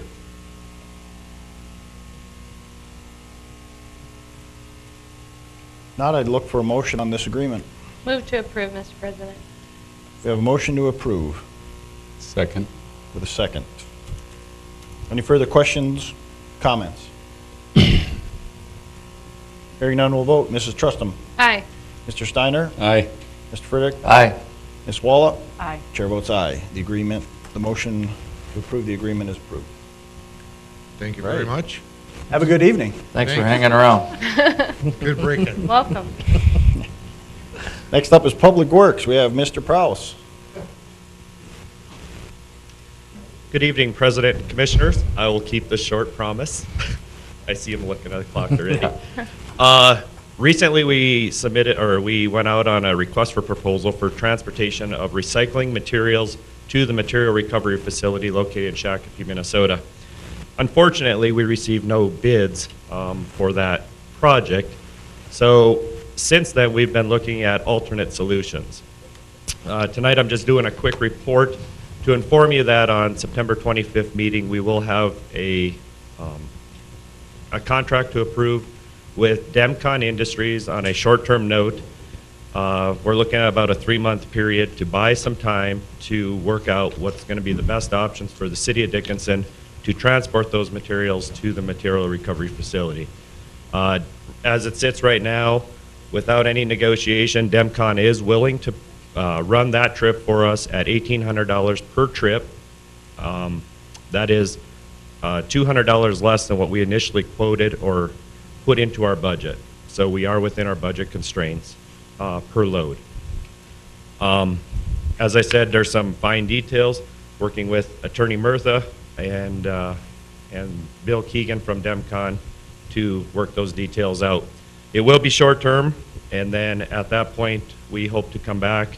A couple of the options we're looking at right now is possibly resubmitting our request for proposal, as I've had 3 people reach out to me just this week with interest in that project, or looking at the options of the city purchasing a semi-tractor and hiring a staff to run that route for us. I think it would be good if we had at least a basic cost of what you think that would be. Yes, I will bring that when we bring our suggestions to you guys as well. I mean, would that be a full-time position though? Because it's kind of a new program to us, that's why we're trying to work through the stages right now, the beginning stages. Hence why I'm looking at a 3-month contract with Demcon, possibly extending that out if we need to, because it is coming under the estimated amount of what we figured for transportation costs. And that was my other guess, is maybe some people didn't even see the RFP, some of these truck drivers. I mean, we might have to reach out to some people to say it's coming out. You know, we might get some more interest. I mean, there's a lot of trucking companies around here. They might just not even have seen the advertisement, so. And I believe that's actually what took place, is a lot of them probably didn't see it. They were busy elsewhere, and that's why we're getting the calls coming in now. So they're, as I said, it's kind of a negotiation thing. This is an interim direction we're leaning towards. 3 months, possibly extended as needed, until we make a decision which way we want to proceed.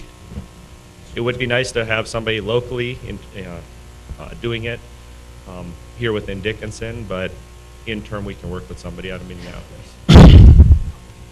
So you will see me back September 25th with a contract to approve. All right. Thank you. Thank you, Mr. Thank you. Okay, building report.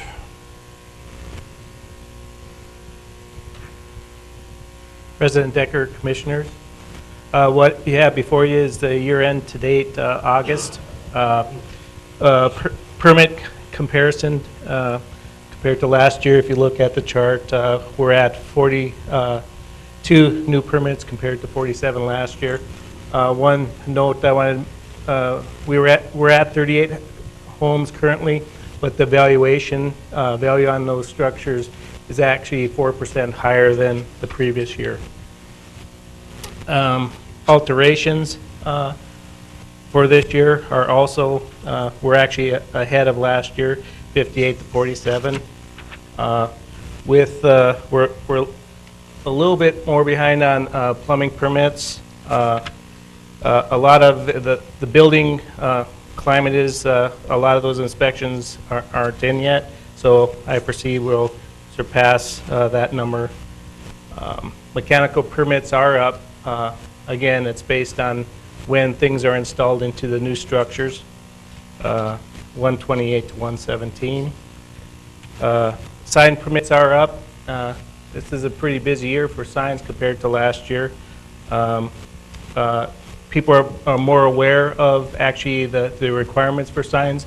Downtown is, we've had I wouldn't say issues in the past, but signs would go up without us knowing about it. And with what's going on downtown, people are becoming more aware of the requirements, so a lot of those are coming in.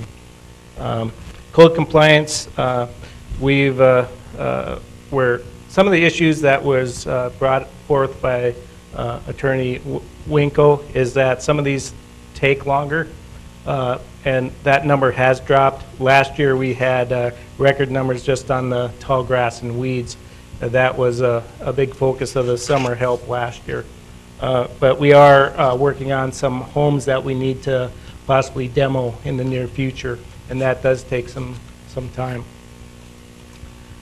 Fees remitted to the city, overall, as you can see, we're at 5% higher than we were this year, last year at this time. That's all I have.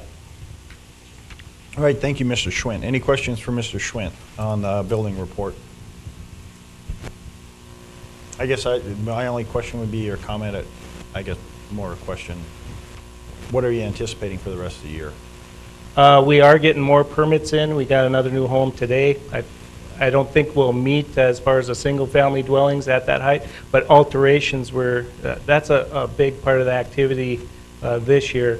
And we have had some commercial requests for applications come in. I'm not sure exactly what they were, whether it's part of the new development that's coming in, if they're anticipating that, if the Odyssey Theater comes in with their proposal. I still don't have that. Numbers could be the same as far as a dollar amount, the same as last year, or a little bit higher. Okay. Any other questions, comments for Mr. Schwint? All right, thank you. Thanks. Public issues of city concern, not on the agenda. Is there anyone left from the public that has any city concerns?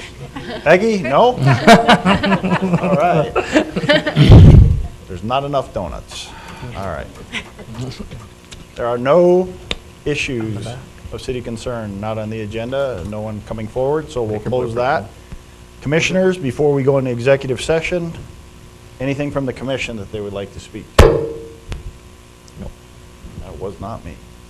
So, anyone wishing to speak to have any commissioner concerns? If not, I would move that we move into executive session to discuss confidential city administrator application data pursuant to ND Century Code 44-04-18.27 and 44-04-19.2, paragraph 1. And this is for the finalist selection of our city administrator. I would look for a motion. So move. Second. We have a motion to move into executive session with a second. All in favor? Aye. Aye. Opposed? We will be moving into executive session. Good? Okay, we're back out of executive session. And upon discussion, we have chosen our 4 finalists. Yep. Okay. So I'd look for a motion to designate the 4 finalists for the city administrator position by name. If someone, Will you list them and then Just the last names we're going to go with? just Mr. So. I'd make a motion that we invite Mr. Gah, Mr. Waiteka, Mr. Frazier, and Mr. McCabe to be our finalists for the city administrator job. We have a motion and a second. Any further discussion or comments? Now we'll vote. Mr. Frederick? Aye. Mr. Steiner? Aye. Mrs. Trustum? Aye. Ms. Walla? Aye. Chair votes aye. The motion passes to invite our 4 finalists to interview next week, which we will now set up the process. Now, you have a commitment at 8 o'clock or something? Yes. What I was going to suggest is we start at 9. We have maybe 10 minutes to talk about process and questions and which ones you're going to ask. We'll I'll give you some, like an evaluation guide that we recommend. I'm sure you'll have some of your own questions that you'll want to put in, but it gives you about 20, 25, 30 questions to look at that I think are important as a city manager or when you're considering a city administrator. It's, you know, it's part of the picture. Part of the picture, frankly, is the paperwork too. You know, you can't just judge somebody based on their interview, because as somebody pointed out earlier, some people interview very, very well, and you know, they're not. I mean, obviously, we've attempted to screen them so that you don't have any articulate incompetence. I'm sure you don't have anybody that falls in that category, but you need to consider all of the paperwork, not just part of it, part of the process. But what we would do is have interviews for 50 minutes each, starting basically at 9:10. Take a break at for about 10 minutes at 10:55, and then finish up around 12:50. Have a light lunch, and Wednesday. And then you could either have the panels come in and talk to you while you're eating your lunch, and they could eat too, or you could have them come in afterwards and talk to you. I would, Mr. President, I'd like to interject there. We've also talked about possibly having all panels in one room and bringing the candidate in where we would ask the different questions from the different, so you can hear the responses of how they interact with other ones, not just beside your panel. So that is something that you as commissioners can decide how you would like to do this.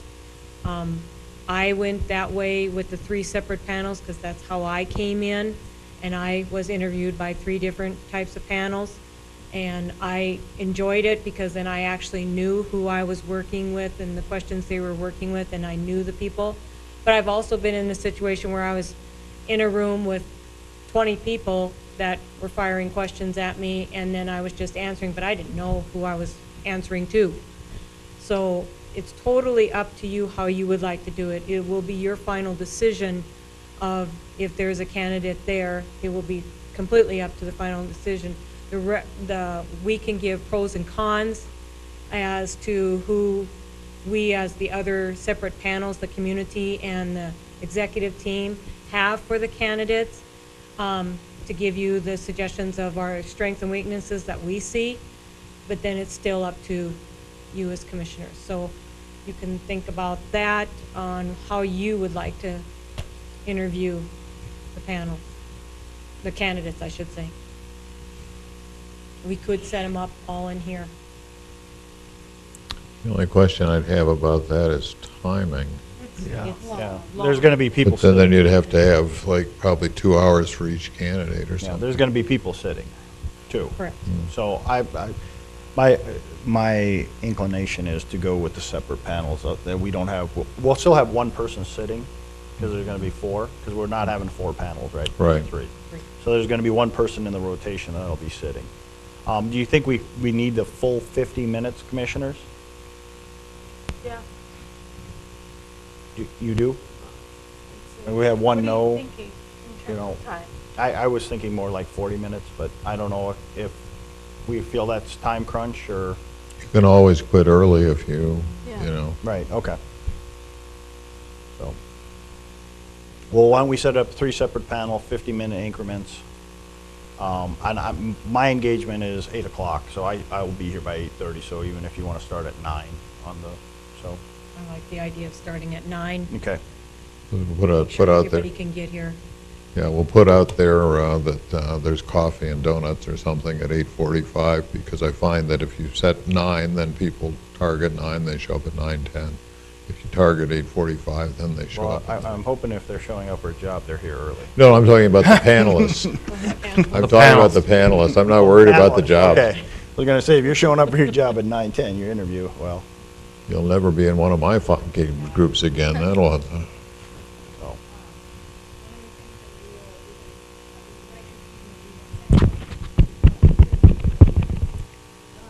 Well, you're interviewing. That's right. I've got yours. What is, yeah,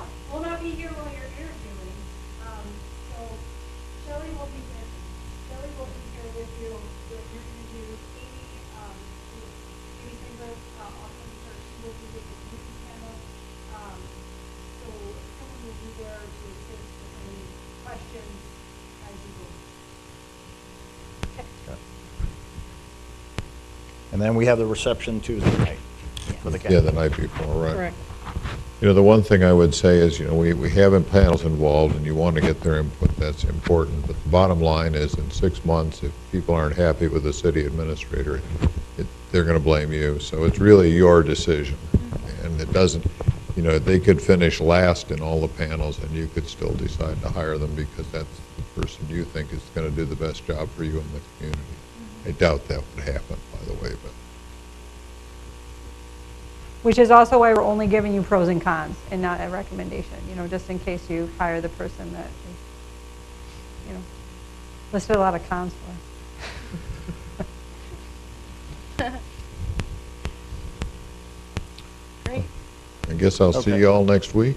Okay, Sounds good. so any other suggestions, comments before we adjourn? Okay, we'll trust city staff to get everything set up. and Not, I'd look for a motion to adjourn. So moved. Second. We're adjourned.